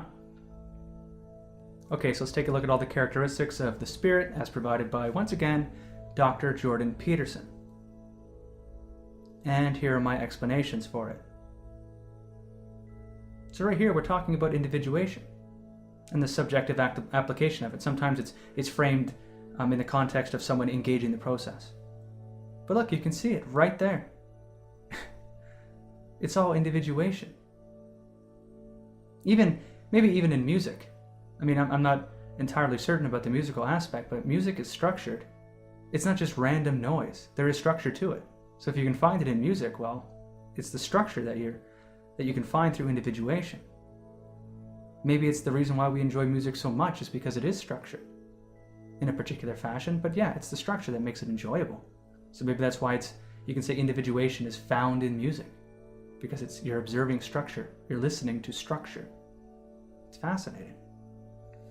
Okay, so we've got God the Father births God the Son. It's part of a duality. God the Spirit exists as an outlier, but He's the Spirit of God, and as the Spirit of God, He's individuation. And He leads you closer to God, because when you apply individuation, it leads you closer to the truth. It leads you closer to a proper understanding of objective reality. Yeah, okay. Do we have another parallel here? Yes, we do. Of course, we have the scientific method. Some people think, come on, you're full of it. Well, no. I mean, fundamentally, if individuation is the process through which you're able to determine an individual, you better believe science has something to do with that. Or at least that individuation has something to do with science. And it does. Individuation is the process through which you arbitrarily attribute cause and create a subsystem of cause and effect. But ultimately, you're trying to understand the greater system of cause and effect that is the universe. You're trying to take that subsystem and expand it until you can encompass the entirety of reality, the entire system of cause and effect that is the universe. The greatest method we have to determine this is science. That's what individuation is, and that's what that cycle represents. Think about it. So you have a belief, you have some subjective perception, and then you engage in the process of predictive modeling. You move from hypothesis to experiment. And then from experiment, you reach conclusion. And a conclusion, negative or positive, will demonstrate something. And then from that, you develop another hypothesis, another subjective perception. And again, then you engage in predictive modeling. You experiment. And then it leads you to a conclusion within the deterministic universe, within objective reality. And you go from objective to subjective to predictive, back to objective again. The exact same way the Holy Spirit will lead you to God, to lead you to truth, is the exact same way that predictive modeling, experimentation, science itself, can lead you to what's true. And then it's only from that foundation of a new truth that you can create another hypothesis. I mean, think about it. Try to consider creating a hypothesis that's based on the speed of light without knowing what light is or that it can even have speed. Right? You have to create a certain foundation of knowledge before you can even develop certain hypotheses. That's what science allows you to do. It's what individuation allows you to do. It's the same process all over again. Okay, so what else do we have to say about the Trinity? Well, when you consider the Trinity as a part of a whole, right, the whole of God, He's got three particular characteristics to Him. Now, a lot of monotheistic religions have come up with these same three characteristics, and I think it's telling because, again, I think it's just talking about individuation and objective reality, that whole system, that whole cycle. So what do we have? Well, God is supposedly omnipotent. He is omnipresent, and he is omniscient. So he's all-powerful, he's everywhere, and he's all-knowing. All right. So how is he omnipotent? Well, there's a few ways to get around that one. Well, if you take the fact that God created the universe, and if you take entropy into account, not the idea that energy can be destroyed or diminished, but rather that it can be distributed out, that it becomes less localized. So if you look at it that way, the primal cause that created the entire universe, that was the most localized source of energy ever. As such, it is the most powerful being ever to have existed. Then you say, okay, wait a minute, well, it can be that. I get that. But just because it was the most powerful doesn't mean it's all powerful. Fair enough. So, if God is supposed to be the universe, then he is everything, and everything that happens is him, in some form or another. Ergo, he's all-powerful. Yeah, well, I don't know, that seems kind of cheesy. Okay, look at it this way. If God is individuation, then every single thing that is created, every single effect, every single subsystem of cause and effect, he has created through his will. Not only through his will, but through his power. He is individuation, after all. And so every single thing that has happened, and every single thing that will happen, such that you're able to individuate it, God has created, because individuation created it. Think about it. Meteor hits the Earth millions of years ago. Say, well, that was God. He's all-powerful. Why not? You created the theory that an asteroid or a meteor or whatever has impacted planet Earth millions of years ago. That's an aspect of it that was created through individuation. Literally every single effect you can observe has been individuated. So God is all-powerful because every single effect he is responsible for. Fair enough. Okay, God is omnipresent. How is God everywhere? Well, again, if God is the universe, then he's literally everywhere. It's like, yeah, I don't know, that one's kind of easy. Okay. Well, again, if God is individuation, then he is in everything. Not only is he all-powerful, but he is literally all things. He is all-wares, because you created them through individuation. You say, come on, that's just like omnipotent. Well, yeah, but that's because when you create a subsystem of cause and effect, you're talking about matter and energy, you're talking about power, and you're also talking about space. So he is all-powerful and he is everywhere, because cause and effect is power. Again, it is a distribution of energy, the transformation of energy from one state into another, and that it exists everywhere. Omnipresence, omnipotence. Okay, how about the third one? Omniscience. Say, well, if God is everything... Yeah, come on. That's too easy an answer. Yeah, I know. Omniscience has something else particular to it. Basically, omniscience is knowing everything. Knowing how everything is so constituted, right? And God is supposed to be individuation. But individuation, and when you individuate something, you're not necessarily right about it. You're creating some sort of subsystem of cause and effect that you know doesn't encompass the entirety of reality, so therefore it's not technically true. It's like, yes. Well then, how the heck is omniscience supposed to be a characteristic of God then if he's individuation? Here we go. Take an apple, for example. An apple is a subsystem of cause and effect depending on how you understand what an apple is, right? Now you can understand that apple, that subsystem of cause and effect, it's not perfect knowledge. You get that. However, whenever you evoke what an apple is, you're being precise. You're saying it's precisely this subsystem of cause and effect. You might not be able to communicate that to other people, even subconsciously. Maybe you're not even able to completely grasp your understanding of what an apple is. But when you evoke an apple as you understand it, that's perfect. It's a self-contained subsystem. Say, that's what it is. This is what I mean when I say apple. That understanding would be perfect, okay? So when we try and say individuation is all-knowing, well, whenever you name something, it's a perfect understanding of your own understanding. You're not representing what it is in reality, but what you're saying is, well, look, that cup or that apple is an apple as I understand it. That understanding is perfect. Not to mention, because you can use the process of individuation to learn essentially everything, that it is the ability to learn all things. So there's that aspect of it. Think, okay, well, So omniscience, it's kind of subjective because it's only your understanding of your own understanding that's perfect, and well, it's a progressive move toward perfect knowledge, so it's not necessarily omniscient yet. It's like, okay, that's true. That's absolutely true. Okay. Well, when you create a subsystem of cause and effect, you understand that it's not perfect. It's like, yeah. Because you can expand that subsystem more and more and more, and it's only until you encompass the entirety of reality, the entire system of cause and effect, that you can say you have perfect knowledge. Say, well, yeah, that's the only time I can do it. It's like, okay. Well, so by expanding your understanding, what you're doing is you're moving that arbitrary attribution of cause, right? You move it further back through the cause and effect chain all the way to the beginning of the universe. Say yes. All right. And you can only do that sort of conceptually. You can only do it abstractly. You can't really move it all the way to there because you don't have perfect knowledge. You can't do that yet. Say, yeah, okay, you're right. I can't do that. Okay. Think about God. Where does he exist? He's supposed to be in heaven, right? Or he's supposed to be the beginning of the universe itself. So, can he take his understanding of the universe, and consequently anything in it, and can he move that cause, especially if he is that cause? Right? He was that arbitrary attribution of cause to the universe. Whether you put it in heaven or you keep it as a part of the universe, I don't care. He is that cause.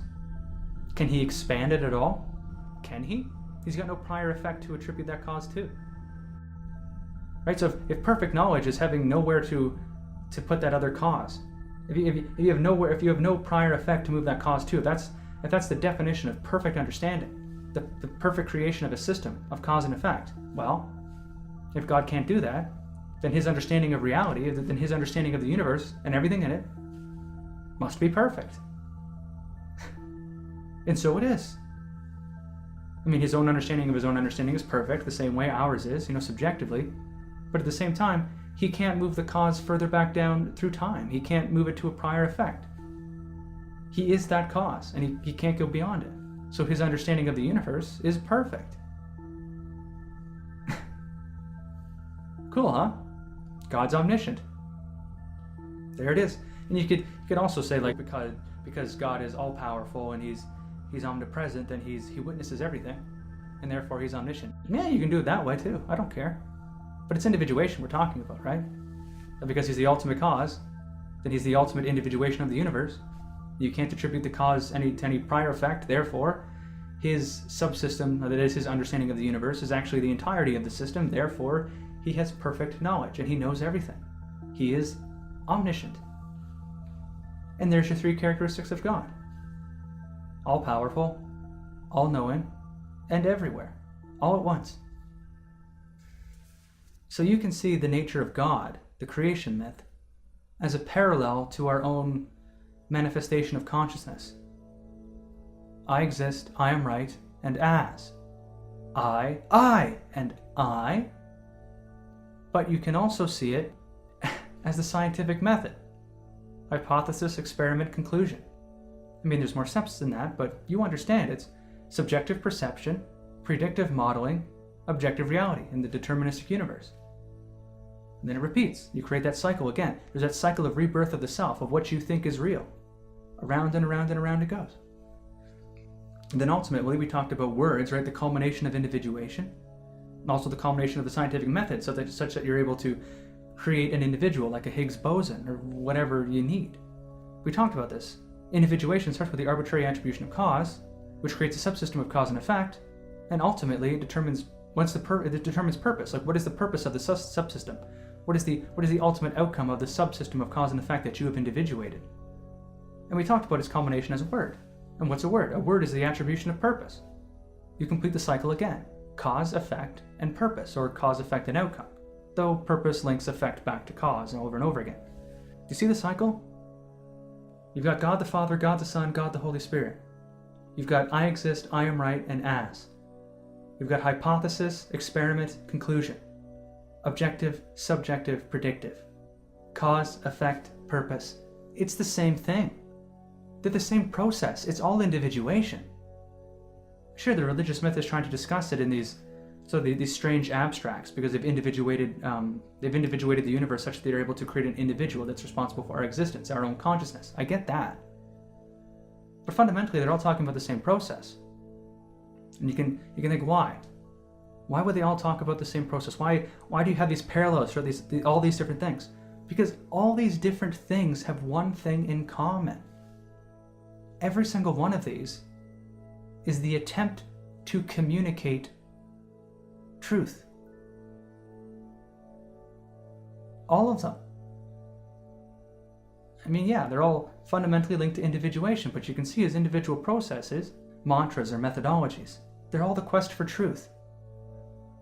And yeah, you think that it would be really silly that religion would reflect this, right? Like how the hell did that manage to happen? Well, if you think about it, if you have thousands of people, probably hundreds of thousands of people, they're all trying to determine what's true. And the only way that works is individuation. Naturally, it's the study of the universe, and it's the attempt to actually create something real to determine some truth. But yeah, the only process is individuation. It's the only method. So no matter how they attempt to talk about it, in some way, if they're right, in some aspect, they're going to be talking about individuation. They all are. So as it turns out, especially in Christianity, they were talking about individuation in different ways. Again, there's John 1:1. In the beginning, there was the Word. Individuation. And the Word was with God. And the Word was God, because God was individuation. It's all right there. But yeah, you put all these thousands of people together, they're all trying to work on the same thing, this one fundamental truth, and yeah, they can't hone in on it. They're not that clever, they're not that studied, they don't have the right perspective, the right scope. They don't have it yet. But you can extract out that certain similarity between all of them. It's called extracting the meta. It's what Dr. Jordan Peterson talks about. I think that's why he thinks that the Christian creation myth is about consciousness. He sees this too. So yeah, that you extract the meta out. You see that they're all kind of talking about the same thing in different ways, and you put all those pieces together, and then what do you get? You get individuation. And it's the same process that we've discovered through the scientific method. And it's the same process through which we're able to develop our consciousness. It's wild, man. I'm telling you. It's wild. I actually developed a symbol, like this old runic representation of what I believe, of what I'm trying to demonstrate. So here it is. I think it looks pretty cool. I even managed to work the yin-yang in there over the father and son, though I could have extended the yin-yang out on every single one of those. You know, on subjective and objective, on cause and effect. But I think it's fine just on father and son. That's another aspect of the yin-yang, right? I mean, I said that the objective can't completely take over and the subjective can't completely take over either, otherwise it gets destroyed. And you know this, there's a little bit of the yin in the yang and a little bit of the yang in the yin. Because both have to be preserved. Even if in a small way, they have to be there. Moreover, I think a lot of the times you see the yin-yang will rotate. I'd have to say that's probably that's individuation. It's the process through which the subjective gets replaced with the objective, which gets replaced with the subjective. Over and over again, you get that cycle. I mean, otherwise I think the yin-yang would just probably be white on one side and black on the other, right? Like one of those double flavor Oreos. Anyway, you should be able to see all the different aspects line up with the three corners of the triangle there.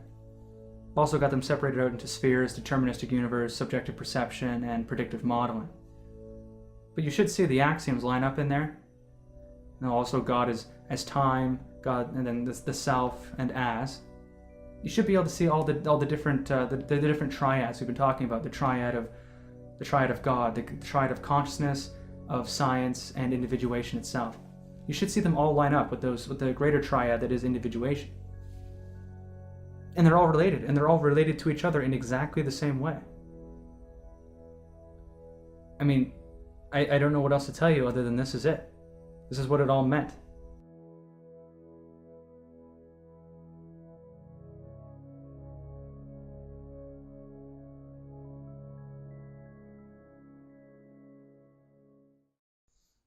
Okay, so continuing on with the God myth. There's the Garden of Eden. There's the tree of the knowledge of good and evil. There's the devil. And then there is original sin. So what is all this stuff? Well, the first thing that Adam does in the Garden of Eden, the first thing that God tells him to do is to name things. Of course it is. Of course it is. He's like, Adam, individuate things. And Adam's already inclined to, so he does. He starts naming things. You know, that's a bird. That's a turtle. Take the old Simpsons line, that's a land monster. That's a tree monster. Whatever. So at the very beginning of your existence, you were able to individuate. And it's not evil. Nothing wrong with it. God encourages you to do it. In fact, it's taking on that same role that God did, right? God created you and he created the universe, right? And now you're creating things perceptually. You're creating what a walrus is supposed to be. You're creating what a tree is. Yes, it's perceptual. It's not necessarily true, but you're creating it. And you're striving to know God in this way. You're trying to know him and his creation. So it's a way of getting closer to God. In this case, getting closer to truth, which via the scientific method, our understanding of logic and reason, it is the way of getting closer to truth. Okay, so Adam's busy doing that, and then what happens? Well, Adam eats from the tree of the knowledge of good and evil. Okay? What is the tree of the knowledge of good and evil? Well, if you take good and evil, do good and evil actually exist? Like an objective reality? No, they don't. There's no such thing as the good, and there's no such thing as the bad. So are you saying that you're a moral relativist? Yes and no. You understand morality better, you'll understand how this works. So yeah, there's no such thing as the good or the bad. It's not a thing. You just take science. Is there such a thing as a good fact and a bad fact? No. It's completely devoid. It's not there. There's no such thing as good and evil. Right? You weren't born with the sense of good and evil. It's like, okay. So Adam eats from the tree of the knowledge of good and evil, and he creates the ability to see things as good and evil. It's like, yes. Well, what is that? What is that exactly? Well, good and evil is an exclusionary dichotomy.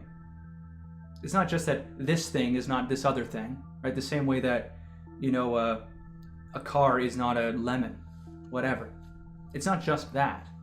It's creating an exclusionary dichotomy that doesn't really have anything to do with reality at all. Again, there's no such thing as good, there's no such thing as evil. So you're just creating this group, and you say, well, this stuff is all okay, but this stuff isn't. You understand this better as standards. Not your standard for like what a cup is, but say your standard for behavior.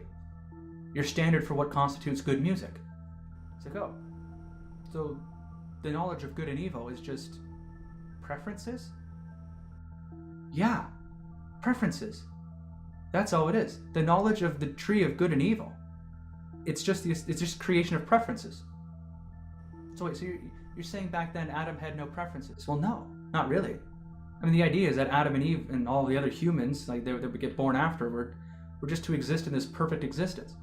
What you might understand is like a universal morality, a universal system of human interaction, which means there's just no preferences, no nothing.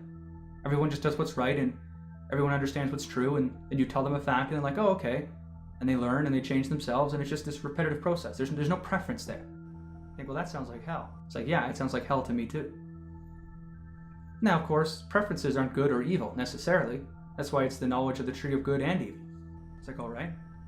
So eating from that tree was his original sin. It's like, yes, it was.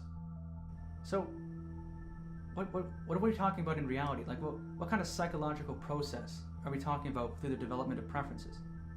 Well, the development of preferences is this special moment when you've become conscious and you're individuating. It's changing your understanding of reality, and so it's changing your understanding of self, and then you predict, and then so on and so forth.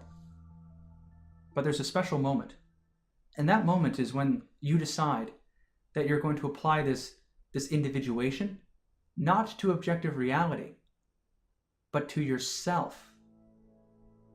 Now, there's no content of truth there. You can't use individuation to become closer to God, to understand objective reality, if you just apply it to the self. It doesn't work. Well, what happens when you apply it to self? Right? What do you get? Well, you're going to make these subsystems, right? In this case, it's not a subsystem of cause and effect, it's a subsystem of something else. It's like a subsystem of yourself. A subsystem of myself. What could that be? Think about who you are. Think about the things that make you who you are. Now think of a subsystem of yourself, a subsystem of your identity, of yourself. But it doesn't really have anything to do with objective reality. It's not like a factual belief. So what's a subsystem of the self? Well, it's a preference. You're looking at your beliefs, and then you're parsing them out. And you're doing it in a special way. Because again, through individuation, it's the arbitrary attribution of cause. So you take these beliefs you have, and you're treating those beliefs as self-caused. Not yourself, but your beliefs. Huh. Okay. So you can think about your preferences. Say you pour yourself a glass of milk, and you get this annoying person who asks you, why did you pour yourself a glass of milk? And you say, oh, so I could drink it. The questioning can continue. Well, why did you want to drink milk? It's like, oh, I like the taste of milk. Like, okay, so why do you like the taste of milk? Like, I don't know, it's physical composition. Well, why do you like that physical composition? It's like, well, it's flavorful, and it's also able to give me these certain nutrients that I think my body needs. So why do you think that you wanted to get those certain nutrients and everything by drinking milk? You see how this goes? So long as you keep that milk, the one thing, the subject of his preferences, as long as you're able to keep that in this line of questioning, you get to the point where you don't know anymore. You don't know why exactly you picked milk. You reach your limitation. You reach this boundary of your understanding. You get to this the very edge of your scope. And you can't attribute any more effects as to why you picked milk of all the things you could do. And yeah, we're human. We have a limitation of scope. It's only natural. So what do we do at this point? This point where we can't really figure out why it is we chose milk of all the other things. Well, we just say, well, it's my preference. It's self-caused. This belief I have is completely self-caused. It just exists. Yeah, this belief is about objective reality, but objective reality doesn't change it. I like milk, or I like peanut butter, or I hate the Jews. I don't care what it is. It's there. And like now you're stuck with it. Like, okay. You can also look at it as in a similar way, right? If individuation, in the creation of words and everything, is the arbitrary attribution of cause, and we understand this as an attribution of purpose, right? Because it creates a subsystem of cause and effect. There's an outcome, there's effects, it's purposeful. So if you apply individuation to yourself, what you end up doing is you start attributing purpose to your attributions of purpose, to your prior beliefs. Well, what happens if you attribute purpose to purpose? Well, that's what we were talking about with the milk. If you try to attribute purpose to exactly why you decided to drink milk, then what you end up with is a preference. And there you go. So the original sin is applying individuation to the self, and then attributing purpose to your purposes, and then making these things called preferences, these beliefs that are entirely self-caused, that the universe can't alter. I mean, yeah, it's responsible for the greatest part of your individuality, what makes you the most you, these strange things that you can't explain about yourself. But yeah, that's the original sin. And why? Why is that considered an original sin? Why is that so bad? Because if these beliefs are self-caused, that means objective reality can't interfere with them. It can't. You can't listen to God's word on this. What he says doesn't matter anymore. What objective reality shows you does not matter, because these are your preferences. Furthermore, if objective reality is challenging your preferences, like the idea that eating till you become obese is a good thing, despite like the deterioration in your health, the only way you can maintain this belief that eating like this is a good thing, that you ought to do it or you should do it, the only way you can do that is by denying reality, by denying what it does, that it's killing you, that it's ruining your life. In order to keep with these preferences, you have to manifest denial in order to defend them. And when you look at it that way, preferences become biases. So biases are original sin. And again, if we take this back to the scientific method, what is the greatest evil in science? It's bias. There it is again. So yeah, original sin was born through individuation. It's a natural effect. You will develop preferences by attributing or by applying individuation to yourself. And there you go, there's your preferences. So you eat from the tree of the knowledge of good and evil, you develop preferences that manifest as biases. From that point you have to deny God, you have to deny reality in order to maintain these biases. And the crazy thing to think about is that individuation is responsible for your existence, it's God and everything, but it's also responsible for original sin.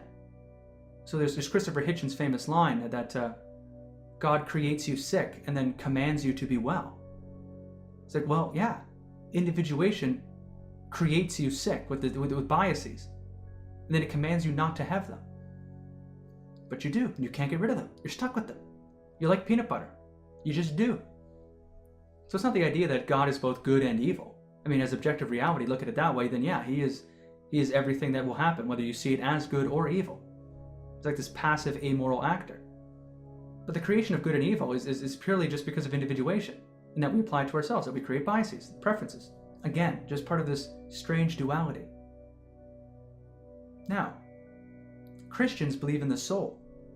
Adam and Eve are gifted a soul. Every human being has a soul, a little part of the self that is immutable, that is unchanging. It's like a little part of holiness, a little part of God. Well, again, what is God? Well, God is individuation. And individuation occurs through the arbitrary attribution of cause. And if we recall, when you create an individual, right, you arbitrarily attribute cause. You create the subsystem of cause and effect. But when you create an individual that we see, like in common parlance, like a conscious individual, we treat them as self-caused. We attribute purpose to them, and then we can't take it away because of our lack of scope, and so they become a conscious being in our eyes. Well, yeah, that's the attribution of purpose. It's also an effect of individuation. Yeah, this attribution of cause, this one part that makes you like God, that's immutable, that's unchanging, that we can't take away, that determines all of who you are. That's your soul. So individuation, the arbitrary attribution of cause, is responsible for original sin and the soul. It's like, is that true? Well, go to the Bible. Look at the nature of the soul. What is it? Well, yeah, it's immutable. It's unchanging. So, well, if it's a cause without an effect, then nothing can change it. It's like it's responsible for you. It's like, it is, yeah. And it's part of God because it's part of individuation. Okay, I got it. Well, what happens when you die? What do they say about the soul? Well, there's basically two schools of thought. There's more, but there's two popular ones. Well, you die and you become one with God. Well, how does that work? If God is objective reality, then he's the greater system of cause and effect. And seeing yourself as self-caused, you see yourself as a subsystem. Ergo, when you die, you lose the ability to cause anymore. There's no more effects. You're no longer self-caused. So that it just disappears. And then you recede back into the greater system of cause and effect. You're no longer separate. You're no longer individuated from it anymore. So you become one with God, with the rest of the universe. Well, there's the other thing that happens, the other belief. And that belief is when you die, you go to heaven to be with God, to live there for all time and eternity. Well, what's that about? Well, remember, God lives in heaven, so we could separate cause from the rest of the universe, the primal cause that started it all. So it wouldn't be a subsystem and a system at the same time. It would get rid of that logical contradiction, that inconsistency. Well, you're a walking inconsistency. You think you're self-caused. It's impossible. You can't be. So when you die, in order to keep this cause going, in order to reconcile this one irrationality, this one original sin, you take that cause that is yourself and you move it into that other dimension that we put God. So now you're caused over in the other dimension. You're separated from the rest of the universe. You can continue to exist there for all eternity, to be with God. There you go. So yeah, individuation is responsible for original sin and the soul and your redemption. It's all the same thing. I haven't been talking about anything different. It's the exact same process for all of these things. Okay, so what's the first thing that happens when Adam and Eve eat from the tree of the knowledge of good and evil? Well, the first thing that happens is they recognize that they're naked. Well, that's strange. Why would that be the first thing? Well, it is a preference. It's the creation of a standard, right? There's dress and there's not dress. I mean, it's not really a thing. But okay, there's got to be more to it than that. Well, there is. The recognition of nakedness, it's what it is the recognition of limitation, of vulnerability. Right? Think of pain, think of suffering. You recognize that you can experience these things. There's certain things that you like and certain things that you don't like. There's certain things that you do and there's certain things that you can't do. And you can only do that when you really become conscious of your own, not just yourself, but the physical body in which you reside. So, well, I thought that happened with I exist. Well, no. I exist, the objective claim is you just exist in this universe. But technically speaking, you don't know how. And then subjective claim that I am right is just a claim of that existence, but you still don't know how it is. Remember, it's through individuation that you find out things about yourself. Now, I need to preface limitation and vulnerability. Limitation is just a statement of fact. You know, you can only jump so high, you can only lift so much, you can only live so long. It only becomes a vulnerability when you see this as detrimental, as something you don't want, as an outcome that is produced that you wouldn't or don't prefer. It's by that very same token that you can also see it as a benefit. Vulnerability is detriment and boon is benefit. Your limitations only become beneficial or detrimental with reference to your preferences, to your desires for what outcome you wish to produce. So a good example of this is, video games. All video games nowadays are made within some sort of editor, within some kind of creation kit that you can use to create all the different things in the video game universe, in the video game world. So imagine that you are plopped down inside of this editor as some kind of avatar, as some kind of character. And this character can only jump so high, can only see so far, they have limitations.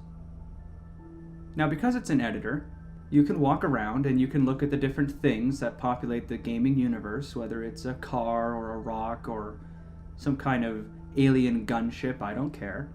And you can interact with the model. You can push it around. Maybe you can drive it. Maybe you can click on it and you can look at its statistics. You can look at how it was modeled by the original artist. Basically, you can look at the entire gaming universe and break it down. That's what you can do. But that's it.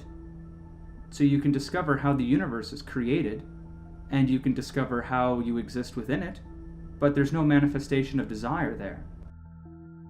I suppose the closest video game approximation would be like one of those walking simulators, where essentially the only thing you can do is press a button to advance the story. Typically these stories feature some sort of amnesiac, or they don't let the player know exactly who they're playing as, like who this character is. And then by advancing through the story, they're able to find out, what's going on in this universe and who they are in it. But that's it. There's no choice. So yeah, they have plenty of limitations, but they're not considered vulnerabilities, because the only thing they can do is, essentially, press a button. They can only find out more about the universe. There's no way to lose. You can only just learn more about this gaming universe that you've been plopped into. That's it. So when it becomes a vulnerability is when limitation can be, undesired. When benefits can be recognized as well, by overcoming these limitations. So the best video game approximation of that would be like an RPG. Say, The Elder Scrolls Skyrim or Bethesda's Fallout 4. Perfect examples. Yeah, like the walking simulator, you're plopped into this universe, but you can do almost anything you want. You don't just press a button to advance the story and learn more about yourself and the universe. You can manifest desire, right? You can walk over to some city, shoot a guy, and then take his hat because you like his hat. You think it looks cool. Go ahead. Do it. You can increase your stats. You can make yourself stronger or smarter. You level up. And then there's character interactions. You can form alliances. You can create enemies. And things can happen to you that you don't want. And things that, you could have prevented. You can, basically, you have a gaming universe in which you're able to manifest your desires. Instead of just walking through it like you're a tourist in this universe. You become a real part of it whenever you're able to manifest these desires. Whenever you're able to act on them. So while in both examples you're free to understand or to learn more about yourself and the universe that you're in, this gaming universe, but it's only in the RPG, as opposed to the walking simulator, where you're really able to exercise choice, and with that, manifest desires. Okay, so what's left? Well, you've got the devil to consider, because the devil is what tempted you. Right, okay. So the devil is how you're able to develop standards. Huh. What's the devil? Well, it's pretty easy to say that the devil is just irrationality by virtue of saying that you exist, and the self-righteousness that engenders, right? Self-righteousness, pride. Pride is supposed to be the root of all vice. But pride is supposed to be like the ultimate sin. And that's self-righteousness, and yeah, you're stuck with that, right? It's like, okay, that's one way to look at it. But what else could the devil be? What else is the devil? Well, you can apply individuation to yourself. You're not supposed to. I mean, if you think about it as within the Christian myth again, it's heresy, right? if you're able to apply individuation to reality in order to change your understanding of reality, to change yourself, if you apply individuation to yourself, then it should change your understanding of basically God, and it changes God.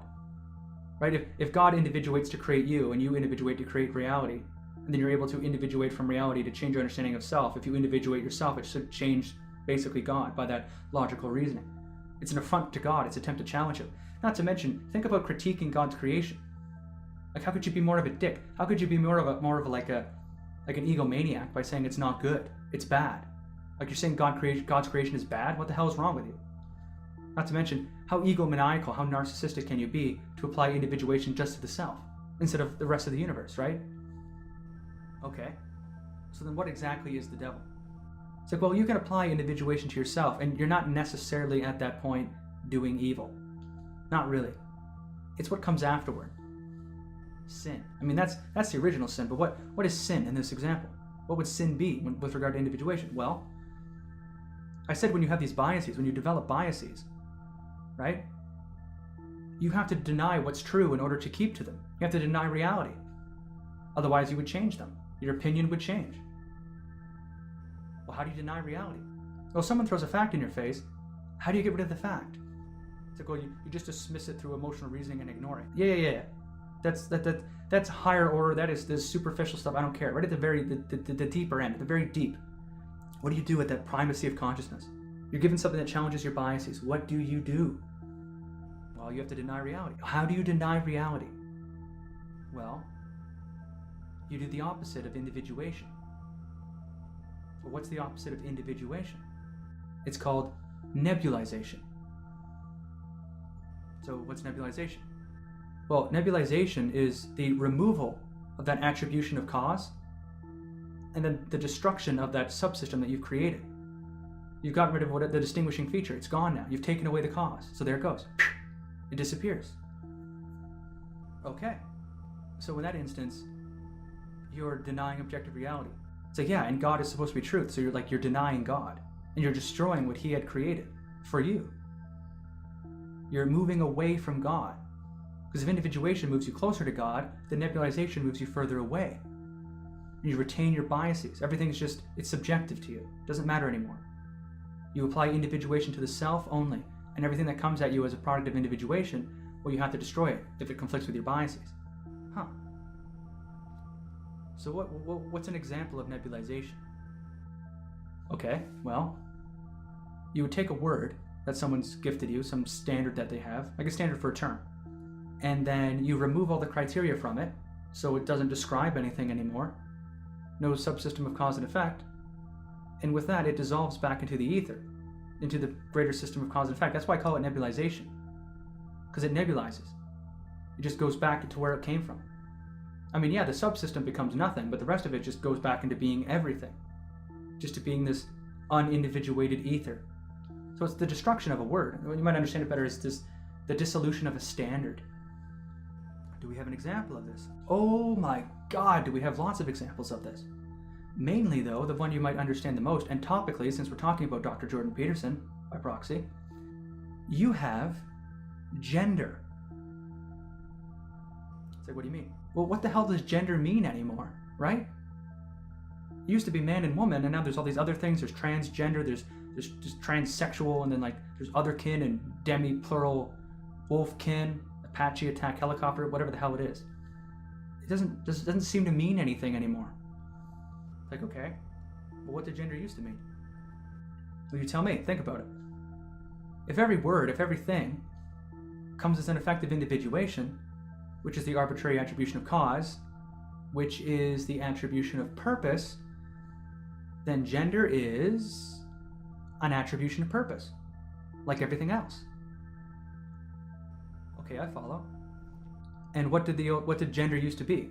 It's like, well, it used to be two genders. There was two. One for males and one for females, called man and woman. It's like, yeah.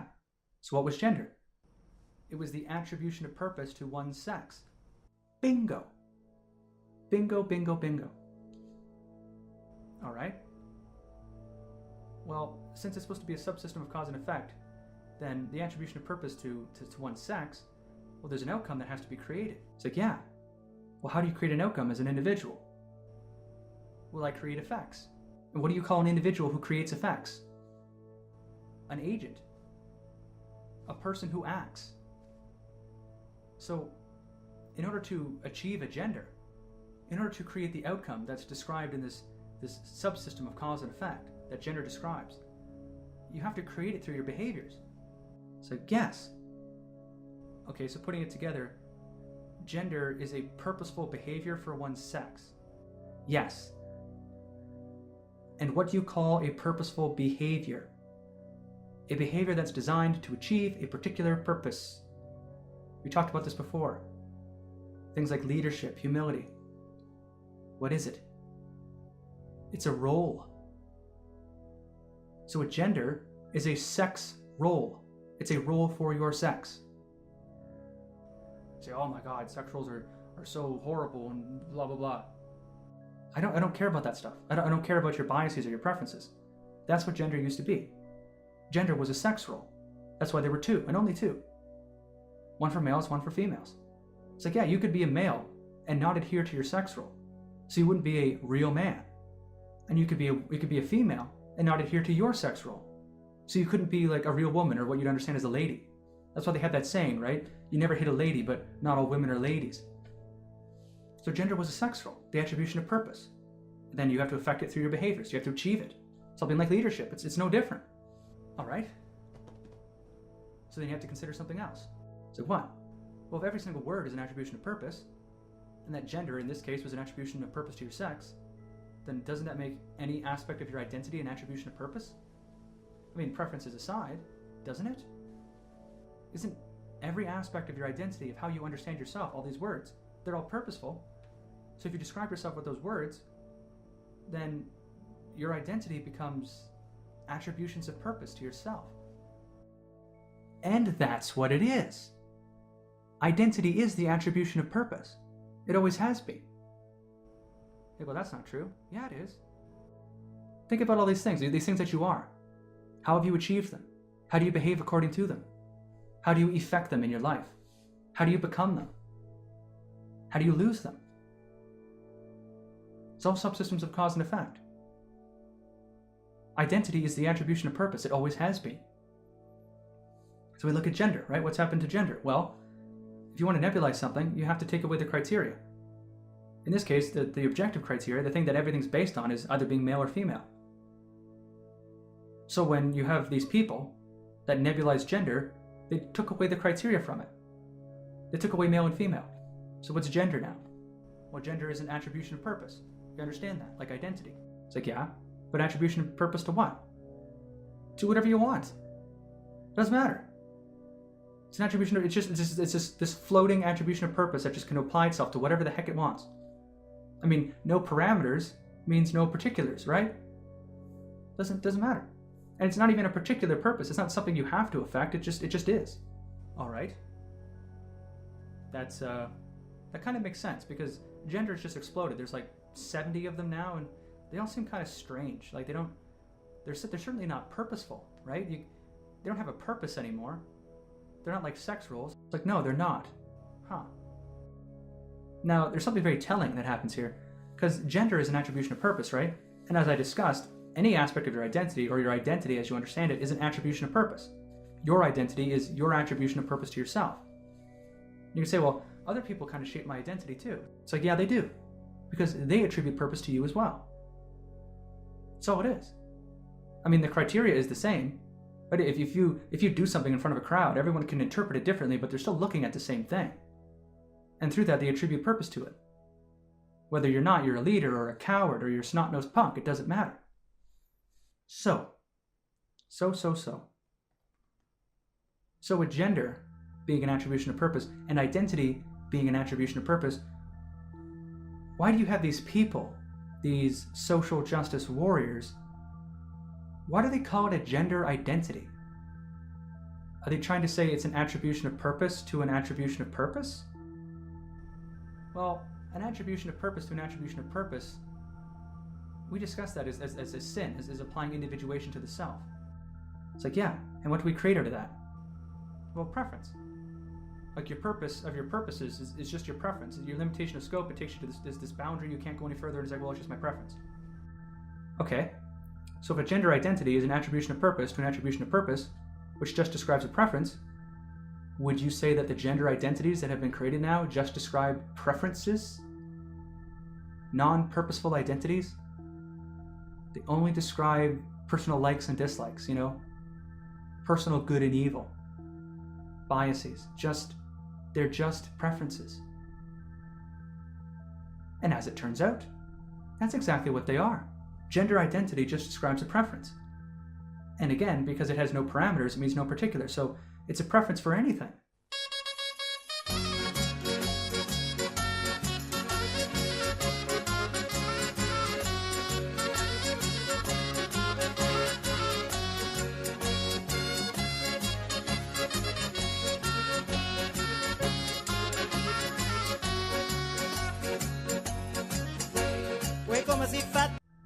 It's not just your preference regarding males and females, right? That would be one thing. But it's your preferences describing whatever you want, like planets. I'm planetary sexual. That's a thing. And I'm otherkin. Identify as a wolf. What the hell does that mean? That makes no sense. Of course it makes no sense. It's not describing a system of cause and effect anymore. Not at all. So you can say what it is, right? What am I? I'm otherkin. Well, how are you otherkin? You can't explain it, because there's no causal relationship to describe. You can say that you are that, you can say what you are, but you can't explain how you are, because it's just a preference. That's all it is. And it's masquerading as an identity, as what's supposed to be an attribution of purpose. It's a complete bastardization of what it means. But that's nebulization for you, that's what it does. And if you've grasped the theme now, that's what social justice is. That's what you describe as the far left. Are the people who just apply this behavior of nebulization to everything. And yeah, I said with nebulization, you apply individuation to the self, and you stop there. So if you think about the cycle, right? You're supposed to go from objectivity to subjectivity to predictivity, and then back to objectivity again. Well, you just stop at the subjective aspect. And you just circle there. You won't change objective reality. It doesn't change. And so it doesn't change you. So the only thing you're left with is your own beliefs, right? And your own preferences. And because you recognize that everyone else thinks the same way as you do, supposedly, because you've got this worldview, this ideology, you're like, well, everyone else believes they're right. They all have their subjective beliefs. So everything is relative. And at the same time, I don't apply individuation to the real world in order to change my understanding of objective reality that would change me. So I'm not trying to discern truth at all. So there is no such thing as truth. No such thing as truth. Everything is relative. There's your relativity. There's your nihilism. Right there. Now, what else happens to these people? Well, because they're obsessed with the subjective aspect of themselves, they become narcissistic. They become egomaniacal. It's all about them. Me, me, me, me, me. I create reality. Reality doesn't exist apart from what I see it as. Well, that makes sense. Well, what else? Well, they don't just nebulize gender, obviously. They nebulize other words. Look at feminists. What do feminists do? Well, feminists have completely nebulized the word woman. It doesn't mean anything anymore. Yeah, it means female human, but there's no sex role anymore attached to it. It's not a purposeful identity. And even then, they've been cutting out the biology. Right? They've been removing every single criteria they can. You can't say what a woman is anymore. It's gone. It's not a belief, it's not a behavior, it's not a purpose, it's not even a biological trait. They're denying everything because they're nebulizers. And yeah, through this process of nebulization, by nebulizing everything, they create these strange inconsistencies, which are only strange if you don't understand what's going on. Like if you look at the feminists in particular, they appear incredibly hypocritical, that they have these double standards. But they don't actually. They don't. Because they're consistently nebulizing. The consistency doesn't lie in this superficial logic that they represent. That's all justification. That's ex post facto justification. Right? They don't actually individuate. They don't care for this process at all. So then you get these examples where they say that homosexuality is genetic. But at the same time, any sexual preferences anyone has, they're a result of socialization. It's like, well, what? This doesn't make any sense. It's completely inconsistent. It's irrational. It's illogical. It's contradictory. So yeah, they don't care. The only thing they're doing in both instances of those claims is they're rejecting any means of substantiating what sexual identity could be. They're just trying to remove any possible criteria for sexual identification or sexual determination for what it could mean. They're nebulizing both the nature and nurture aspects of sexuality. they're getting rid of them. So in one instance, they'll evoke nature in order to get rid of one argument, and this other instance, they'll evoke nurture in order to get rid of another argument, another standard. And it's all just trending toward this single point where there is no such thing. They're getting rid of whatever they target. Right? So feminists get rid of woman. Right? These gender advocates get rid of gender. It's like, okay, so these people are nebulizing words. Well, what else? It's like, well, if you adhere to this behavior nebulization, then you immediately make yourself a victim. It's like, wait, what? Yeah, I mean, you've noticed social justice warriors think they're victims. It's like, why do they do that? It's kind of elementary, actually. See, if you take these words and you nebulize them, right? So it doesn't describe any system of cause and effect, none of it. Then if you still use those words to describe yourself, then you're describing yourself as nothing. I mean, yeah, you can still say, well, I'm a woman, or I'm an otherkin, or whatever the hell you come up with. But there's no way that you are those things. Like, you can't say how you are. The criteria is gone. There's no causal relationship. And you can't say that anything is the effect of you being a woman. Not anything you do anyway. You can't. If you say that I have this particular criteria and that makes me a woman, well, you're not nebulizing at that point. You're individuating. That's wrong. You can't do that. That's why you have the new social justice warriors and like the new tip of the spear of feminism kicking out all the old feminists who say that if you're transsexual, you're not a woman. Because by saying that, they're developing a standard. They're saying, well, you have to have this criteria. And social justice warriors are completely against that, so they say, no, you're out. They call you a part of the right. They call you a conservative, which is ironic because conservatives are just people who individuate. So there's nothing you can say is an effective woman, right? Because that would be in a criteria. You'd say that women create this effect. And if they create this effect, that means they create certain outcomes, so then women have a particular purpose. Well, they can't do that. So insofar as they see themselves as a woman, or any of these identities, air quotes, that they've completely nebulized, then they can't see themselves as responsible for anything. Right? If anything happens to you as a woman, it's not an effect of your own actions. Because again, that attributes criteria to being a woman. It's like saying I did something as a leader. Everyone knows what you meant. Or that was a good example of leadership. Well, you can't do that with woman. You can't do that with a nebulized identity. That's why you can never properly represent a woman to a feminist. Because there's no criteria to base it on. You can't do anything. You can't win. Because they absolutely decry representation. Because representation is a means of individuation. It's a means of developing a standard. Something that creates the characteristic, the individual known as a woman. So insofar as they describe themselves as one of these nebulized identities, they can't see themselves as responsible for anything at all. So they become victims instantly.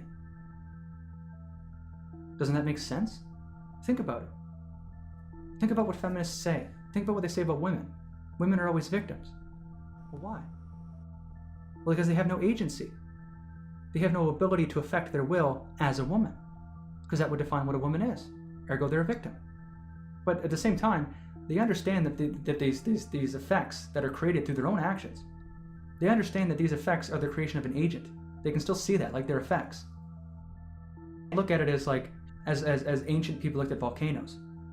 They still see it as effects. There's a limitation of scope there. Right? Something's created these things, and they can't pin it down to some deterministic thing in the universe. So what do? Well, they have to blame some actor. They have to create some consciousness that's responsible for it. In the case of women, this consciousness cannot be a woman. It cannot be woman. So what does it have to be? Well, we just so happen to have a binary in place, so that being, that agent that's responsible for everything that they can't take responsibility for as women, is patriarchy. And so patriarchy was born. Sure, they evoke patriarchy as it used to be, this male-dominated social structure, but they use that as ex post facto justification because it just aligns with their own ideological belief that women can't be responsible for anything, and it has to be a non-woman agent that's responsible for their own actions, their actions as women. So yeah, they use the concept of social patriarchy, this idea of a society, of a patriarchal society, as an excuse. What it really is this logical placeholder that they have for themselves, that they've put in the place of their responsibility. It's like, is this really true? Absolutely it's true. I know it's true. Because it's even true in your own mind. You think that can't be. Well, it can. Think about this example. So a woman CEO bankrupts her company. Right. Well, as the CEO, she's responsible for that. I say, absolutely. Then I would say, as a woman, she's not responsible for that. You say, yes, absolutely. But the problem is that that as a woman she is not responsible part, that part repeats for absolutely everything in the universe. It repeats ad infinitum. There is nothing she can be responsible for as a woman. Of course. But you look at other things, right? You look at like a leader, you can be responsible for things as a leader. You can be responsible for things as a plumber, as a role, with the attribution of purpose. But you took away the attribution of purpose to woman, as a gender, as a sex role, now it can't be responsible for anything. So now they're all victims. In this case, victims of men. It's absurd, but that's what's happened. And you can take it even further. So they're women, right? But they can't create their own identity as a woman. Sure, they're self-righteous, so they believe themselves to be women, but they can't create their own identity. So who creates their identity as a woman? Well, the only thing that can treat them as a woman are other people. Are people who still have a standard for what a woman is. Right? So if you're not the one that makes you a woman, because you can't make it through your own behaviors, there's no criteria, there's nothing in you, there's nothing you do that makes you a woman, then the only way you can be a woman is by being treated as one. So again, your identity as a woman becomes the effects of another person's actions.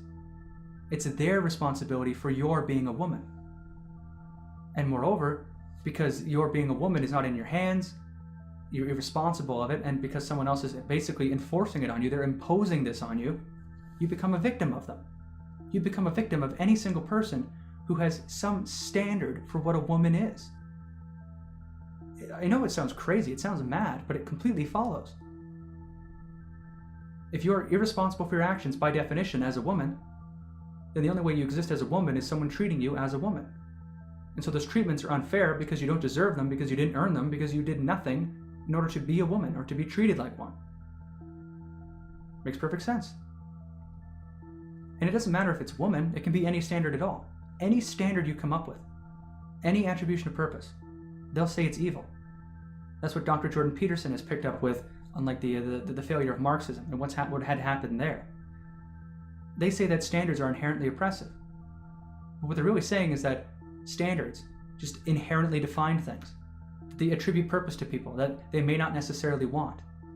That it engenders expectations and intention. Say, well, that's not fair, that's not a good thing, that's evil. And it's only evil because it defines who they are. They won't let that happen. They don't want that to happen. What they don't understand is you have to be defined somehow. That's how it goes. You can't just have an existence of nothing, right? You can't go through your entire life refusing to acknowledge a car. It's there. You see it. It's got to be something. You attribute some purpose to it, and then by attributing purpose to it, it determines your intentions for it, your interaction. And they're saying that's evil. You're not allowed to have expectations. You're not allowed to have standards. You're not even allowed to have those preferences that would create distinctions. And is this not what social justice warriors have done? This is not what they say. And what do they champion? Tellingly, what do social justice warriors champion above all else? Equality. Well, is it really equality? No, it's not. It's not equality. Think about what happens when they talk about equality. Are they talking about treating people the same, as if they have the same value? They phrase it that way, but that's not what they're saying. They're not saying that, women are valuable for this reason, and then men are valuable for this reason, and you're supposed to like them both the same. No. They'll never tell you what women are valuable for, at all, because they've nebulized the identity. If you say what something's valuable for, then you're attributing purpose to it, right? Like I can say that the polio vaccine is valuable for eliminating polio. That is a fact. Is an accurate representation of its causal relationship to reality. So if you say that a woman is valuable to something in particular, you're saying what criteria, you're saying what effects it produces in order to achieve a particular outcome, but you can't do that. So you can just say that women matter, that they're necessary, that they're good, or you can say that like Black lives matter. Like matter to what? You can't say. If you say it, you're racist. Right? If you attribute purpose to race, you're racist by definition, because you're attributing criteria. You're creating it into an identity, yeah, but technically it's racist. Same with sex. If you attribute particular purpose to sex or these other criteria, these things that you had to achieve in order to be a woman, then you're called a sexist. It's so telling.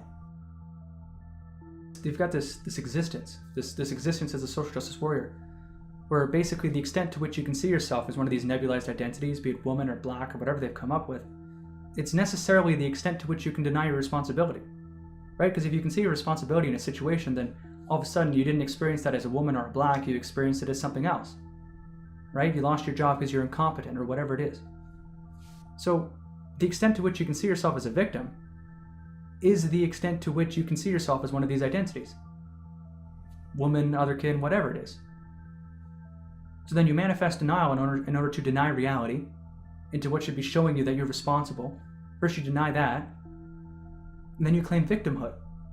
Because again, the more you're a victim, the more you're irresponsible, and the more you're irresponsible, the more of one of these nebulized identities you can be. So then you get these insane acts of affirmation known as the Victim Olympics, where everyone tries to compete to be the greatest victim, to be the most woman, right? Meanwhile, you and I can just sit around and be like, yeah, I'm a man. And someone else can say, well, yeah, I'm a woman. And they're fine with that.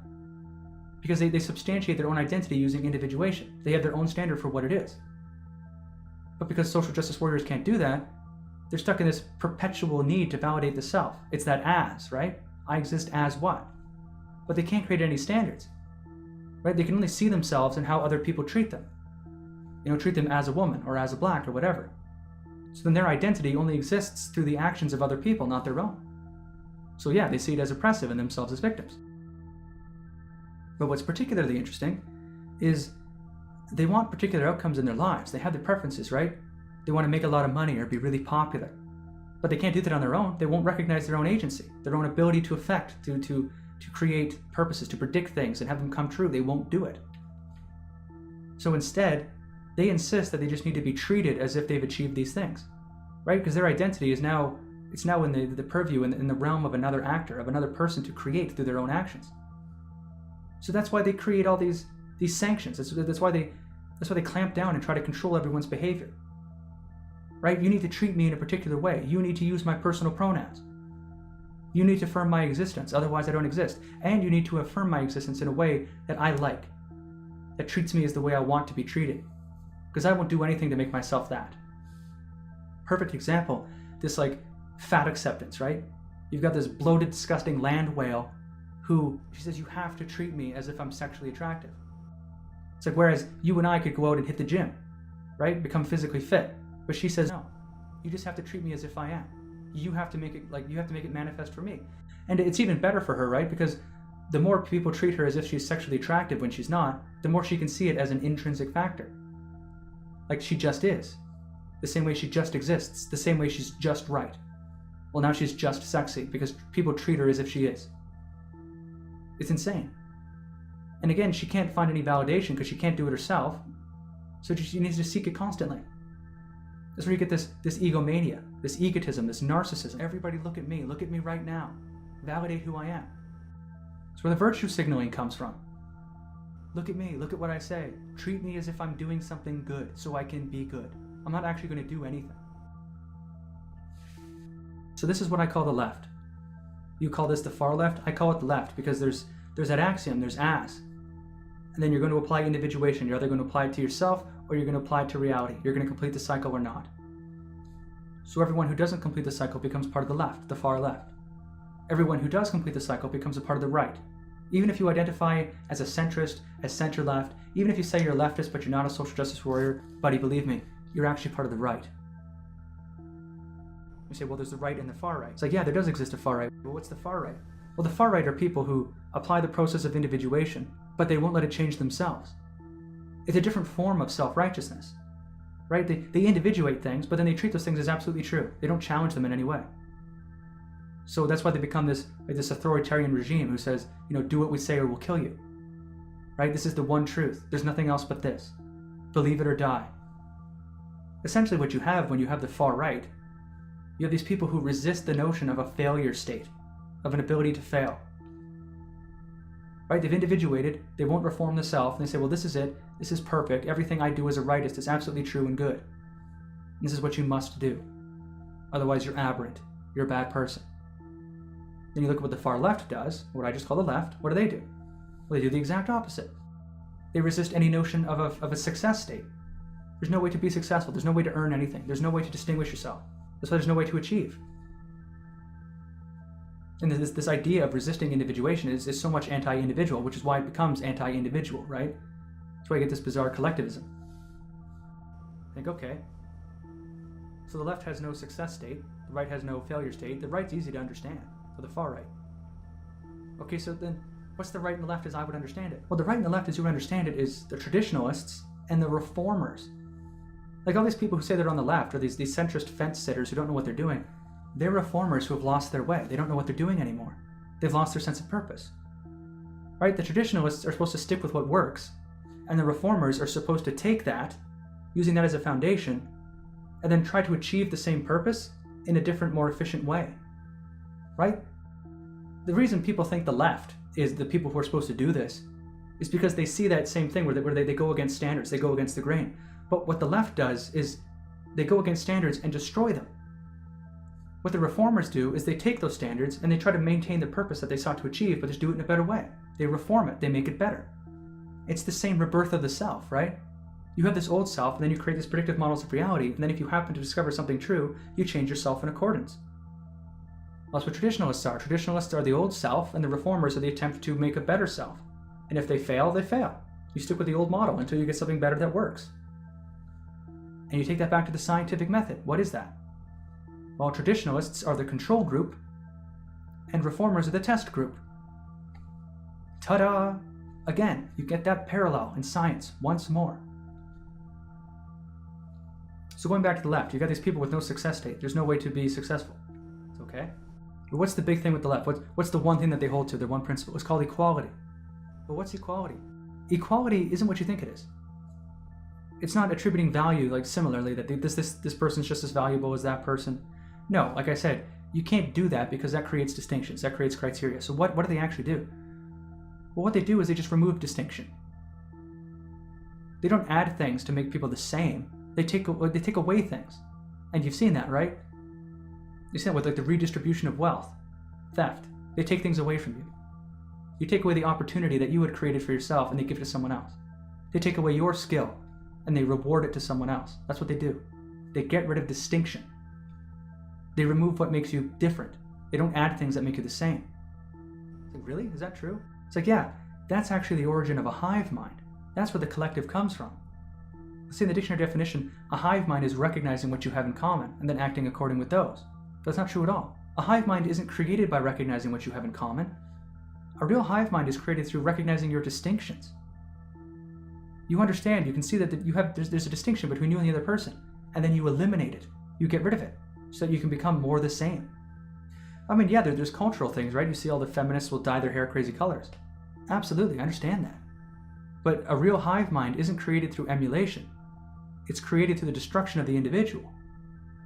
So can you give me an example? I'll give you a great example. Think of the right. The right is supposed to be made from individuation. So if you take any two people and you put them on stage at the same time, side by side, and you have this all-seeing eye, these two cameras that follow them for the rest of their lives, you can see all the different things that they do, all the different ways they go about things, and by the end, they're completely different people. Now let's say there's an arbitrary number of 10 million distinctions between any one human being and another. So between those two people, you've got like, not quite 10 million because they have some similarities, but like almost 10 million differences. Okay. Now take those two same people, put them on that stage, and then they never move. What happens? Well, you can still maintain some distinctions between them. It's like, absolutely. By virtue of doing nothing, they've lost a lot of the ways they can distinguish themselves, especially by the end of this process. They don't do anything, they don't try anything, they don't fail, they don't succeed, nothing happens to them. I can basically distinguish them by like their physical characteristics, like that's it. It's like, yeah, it's like every instance of time that these guys could have a chance to do something, could choose to do something, they don't. It's like this physical apathy. In this case, apathy isn't doing nothing, apathy is the choice not to do anything, it's not to change course from what you're doing. That's what real apathy is. Alright, so what is that supposed to represent? Well, you've got these two guys standing right beside each other, right? So now instead of 10 million distinctions, they only have 1 million distinctions. Well, they become part of a hive mind. That's what you see when you see a hive mind. So, okay, but you look at a hive mind, like you look at the people like on the left, these social justice warriors, they do things, they don't just stand still. Well, of course they do things. So what am I talking about? What's the metaphor here? Well, they're not standing still beside each other, right? They're doing things. But instead of a physical apathy, it's an intellectual apathy.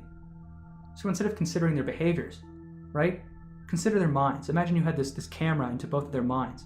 Now, like the prior guys who didn't move, every instance of time they chose not to do something. But when it comes to the mind, every instance that they have, like, they can create a new distinction, right? That some criterion comes along, that they can change their perspective and develop some kind of standard that would distinguish them in this new way.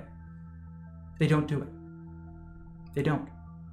They ignore it. They deny it. They nebulize this new fact, this new criterion that's come to their lives. They develop what would be called intellectual apathy. It's claims of irrelevance. That's what intellectual apathy is. Claiming that something is absolutely irrelevant to something else is intellectual apathy. So in every instance of time, they have to change their minds to do something, they refuse to do it. And then everything that comes along that's a fact, they deny it. So at a mental level, they lose their individuality. They lose their ability to distinguish themselves from other people. So they become more and more the same. But they become more and more the same not by copying each other, but by removing all the different distinctions that they could possibly have. It's a narcissistic, egotistical process. It's like the most severe form of navel-gazing. But it destroys their distinctions, such that these two people become the same, not by copying each other, but by both engaging in the process of destroying their own individuality.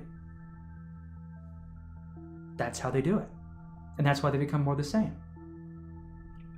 It's like, well, how did this even get instilled? It's like, well, it doesn't even need to get instilled. It happens spontaneously.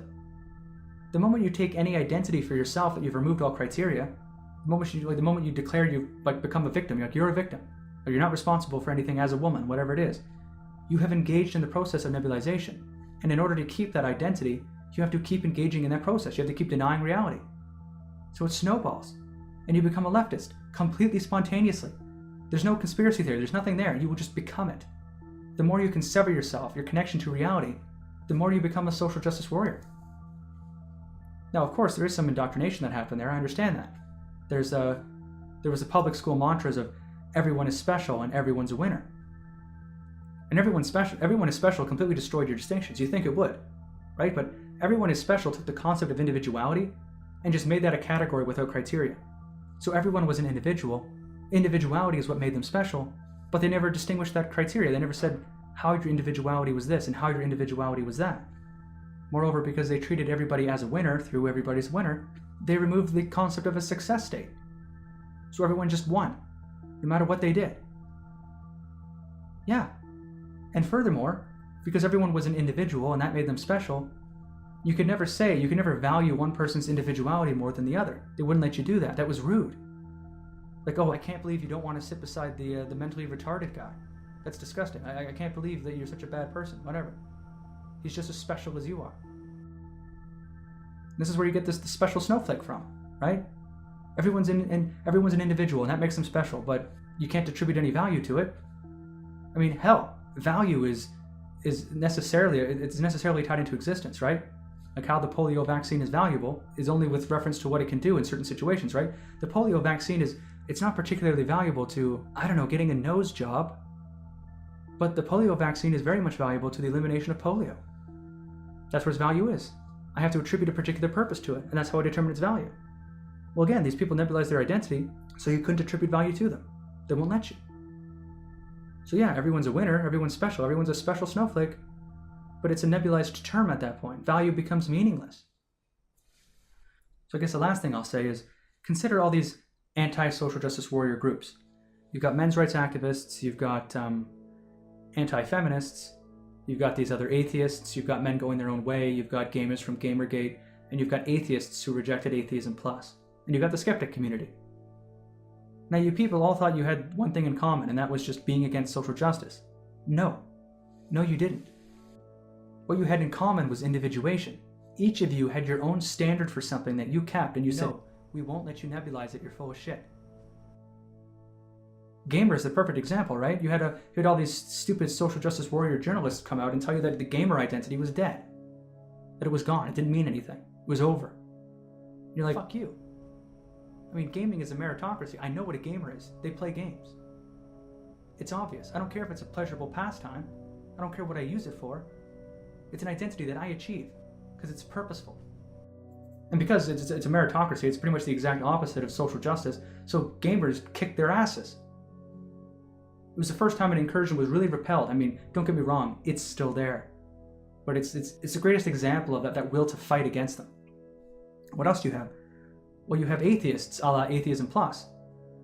Now, the problem with atheist is that it's technically not an identity. It's the rejection of some individuated state. It's the rejection of something. In this case, it's theistic belief. So it's not a positive position. It's not an identity. It's not. It's the rejection of another individual, of another perspective, of another subsystem of cause and effect. So for that reason, it was rife. It was just ready to be merged into the rest of social justice. And so it was. That's why atheism plus came about. Because there was nothing to stand on. There's nothing to say, well, as an atheist, you have to believe. No. You just don't believe one thing. So there's no identity to be had. So atheism plus took over rather easily. And more to that point is something else you have to understand, is that when it comes to nebulization, right? It's a nebulization of any word you want. So if you have a bunch of different leftist groups, right? They're all nebulizing different words. They can congeal together in their efforts. Right? If one group is trying to nebulize gamer and another group is trying to nebulize woman, then you put those groups together and you create this worse form of social justice, of leftism. So now instead of nebulizing one word each, you've got this bigger group that's nebulizing 2 words. Then you add in a bunch of Marxists, and now you're nebulizing 3 or 4 words. The left just congeals together because they're adhering to the exact same process of nebulization. It doesn't really matter their targets, they just congeal into one amorphous blob. And they just get worse and worse and worse and worse with each successive iteration. Any leftist group that's able to maintain a distinction is maintaining a word that the rest of those leftists have already nebulized. They have some standard, right? They're an old feminist who says that a woman can't be a man, that transsexuals are delusional. So they get ousted. They get taken out from the collective. And that's what happens to atheism. Atheism was just another nebulization of theism, such that it got destroyed. And it should be noted, we need to point this out, the collapse of Western civilization as it stands has been the rejection of theism. So I can't believe you would say that, especially as an atheist. It's like, no. But remember what that theism that we rejected was. It wasn't Islam, it wasn't Buddhism, it was Christianity. And Christianity was a myth for, what was it? For individuation. So the purpose of Christian belief, right, was to try to explain individuation and live according to it. So when atheists came and they just destroyed theism, well, they engaged in the process of nebulization. They took the purpose of theism and they just got rid of it. They ignored it. They eliminated it altogether. They didn't try to make a better version. They didn't try to explain individuation in a better way, like I'm trying to do. They just got rid of it. So they opened themselves up to the left. They were already nebulizers to begin with. Hence the atheists from that group who still maintain some common sense, that haven't gone completely bonkers, they call themselves skeptics now, because skeptic is a purposeful behavior. Hence the skeptics' beef with atheism plus. Again, they're just resisting nebulization, but through that word. Through what atheist is supposed to mean. And what else do you have? You have men's rights activists. Well, men's rights activists are going against feminists, and feminists are people who are nebulizing the concept of rights. It's supposed to be equally granted, and they're just destroying them. I mean, it's simple enough. Especially like, and even the concept of like male humanity and the idea that men and women are supposed to be quote unquote equal. And of course, to feminists, the men and women are supposed to be synonymous, so they're getting rid of all their distinctions, yada yada yada. And there's the victimhood of women to consider. It's a mess. But that's where you get the anti-feminists from. And the anti-feminists are anti-feminists in one way or another, but every single one of them has some standard. They're not the same as the atheists. They've got some standard that they hold to, some standard for behavior at least, like common decency, especially. Or in this case, it's skepticism. Then you have men going their own way. People hate men going their own way. Jesus Christ, do they hate these guys. But holy shit, are they closer to the truth than you ever thought? I mean, it was incredible when I figured that out. I was like, wow, these guys are actually closer than most people. Because again, the issue is individuation and nebulization, right? So what's the deal with men going their own way? Well, men going their own way and feminists have something in common, and it's something that you guys recognize. That's why you disparage them by saying, oh, you're just like the feminists. But you don't understand why. You know it's there, but you can't explain it. Well, what's the same? Well, see, the thing is, feminists nebulize the identity of woman, but they still claim it exists, right? They claim to be its champions and everything, and they try to create it through men's behavior. Like, you need to act this way so that I'll feel sexy and I won't feel threatened or whatever, right? Subconsciously, they know that woman means nothing anymore. They don't accept it. They're nebulizers, so they deny reality. What do men going their own way do? Well, subconsciously, men going their own way know that woman doesn't mean anything anymore either. So what do? Well, they don't attribute purpose to woman anymore. They don't give it any kind of value. They don't have any expectations or intentions for them. They just eliminate them from their lives. They walk away. They go their own way. The same way an atheist goes his own way from theism, a man goes his own way from woman. Or a man going his own way will go his own way from woman. Right? An atheist is no longer concerned with theistic beliefs, all the different things that would change your behaviors, the religiosity. It's gone. It just goes away. And then what do men go their own way do? Well, they do that to the identity of woman. They get rid of it. Like, nope, it's gone. So in this example, right, men go in their own way. They're not anti-feminist. They're a-feminist. They don't believe in woman.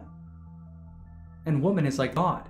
Anyone who believes in woman, right, is taking on this like religious worldview, this ideological worldview. So whoever believes in woman is now a theist in this paradigm, right? And they have a term for this. It's called Gynocentrism. It's the idea of valuing women no matter what. Well, if they exist regardless of any criteria, if they just exist no matter what, that's another way of saying that they're valuable no matter what. They always have value. So you'll put them first. You'll consider them more in other matters. And men have this like ingrained in their head, the idea that woman exists. That's the axiom. And because it just exists, you have to value it. Because existence is tied to value. If it exists, it has value somehow, some way. So you value it, you put it first. It's important to you. It's integral. So men go in their own way, say that everybody is gynocentric. And they are, because in some way, they believe in woman. And so what is feminism to a man going his own way? Well, they're like the prophets, right? Gynocentrists are just theists. But feminists are the priests and prophets of this religion. They're telling you how great woman is. And so men going their own way they're atheists. They go, yeah, no, I don't believe that. And yeah, you can't form an identity through that. That's why men going their own way struggle to form some kind of identity through that. It's not purposeful. It's just a rejection of some belief. But that's what it is. And that's what they have in common with feminists. And that's why they're so much closer. They're so much closer than these other groups. Because they understood that the idea that woman has been nebulized. It's a subconscious thing, but they got it. They're not resisting anything. They're just accepting that doesn't exist anymore. They were so close. It's crazy how close they were. So the reason why men go in their own way are closer than any of the other groups is because that while they do frame their understanding through their particular perspective, right? They call it gynocentrism. They don't call it nebulization. But regardless, their understanding of this phenomenon through a proxy, their understanding of that proxy is far more congruous with what nebulization actually is, with the nature of nebulization. And I believe the reason why that men go in their own way have managed to become so close to the understanding of nebulization that I have is that they allowed themselves to become disillusioned, unlike the other groups. They even describe this as part of a grief cycle. They call it the red pill rage, where basically they disillusion themselves of their understanding, their standard for what a woman is. Because that's not what it is in reality. Not anymore. Not since woman has been separated from any attribution of purpose, and so any existence as a sex role. The other groups haven't done this. That's the issue. They still hold to some sort of definition for these words, these concepts that they hold dear, but don't exist as described anymore. Where is the rage cycle of the skeptic? Where's the disillusionment of the liberal? It's not there. I mean, if you want to change things, you're going to have to change your understanding of things as well. People don't get that. People think that they can hold on to these particular definitions of words that they have, and that these definitions are the same as most everyone else has, and that somehow, operating on these equal definitions, they can change things. That they can introduce new motivations and new purposes that will arise out of what? I mean that, what? Arise out of what? You need to change your understanding of these words, or at least a word, in order to effect change. And I understand that this kind of reasoning probably seems very foreign to you, because nobody's looking in the realm of language, because that's where this mind virus originated. It's a language virus. I mean, sure, it's based on particular axioms and our rejection of individuation, but the belief structure that engenders is language. Period. So in order to destroy this virus and vaccinate yourself from it, to heal what damage it's done to you, you have to find the words that it has destroyed, that it has nebulized, and you have to fix them. It's not enough that every one of you has incorrect or foolish ideas, and you recognize that you do. But you will defend your definitions of words to the death, because they're how you see yourself in your world. But that's so much hubris anyway. Your words are wrong. So I didn't touch on it enough. I used my own imagery to show it, but social justice is evil. It's the devil, at least within the Christian myth. It's nebulization. That's the great evil. And does it not bear itself out in reality? And look what happened. Like the Israelites in so many different stories, after you forsake God, after you give up on individuation, the devil comes to destroy you. And he does. And why is the devil called the great tempter? Why is sin so tempting? Why is it so tempting to fall to pride? Because I am right. Of course. Because without that measure of pride, everything exists as a challenge to yourself. Think about it. Think about everything you see in your life. Whether it's people, whether it's things you own, much of what you surround yourself with validates your own identity. Now, it can be pretty basic, like, I stuff my shelves with peanut butter because peanut butter makes me feel good when I eat it. Whatever, I like peanut butter. I do. I actually do. I love that stuff. But it doesn't challenge who I am. I don't put things in my cupboards that make me feel uneasy, that make me feel uncomfortable, that challenge my own beliefs. I mean, why don't I stuff my cupboards with jars of tarantulas? Why don't I try to scare myself? You think, well, because it just makes you uncomfortable, right? What's the point of doing that? Well, comfort is a belief.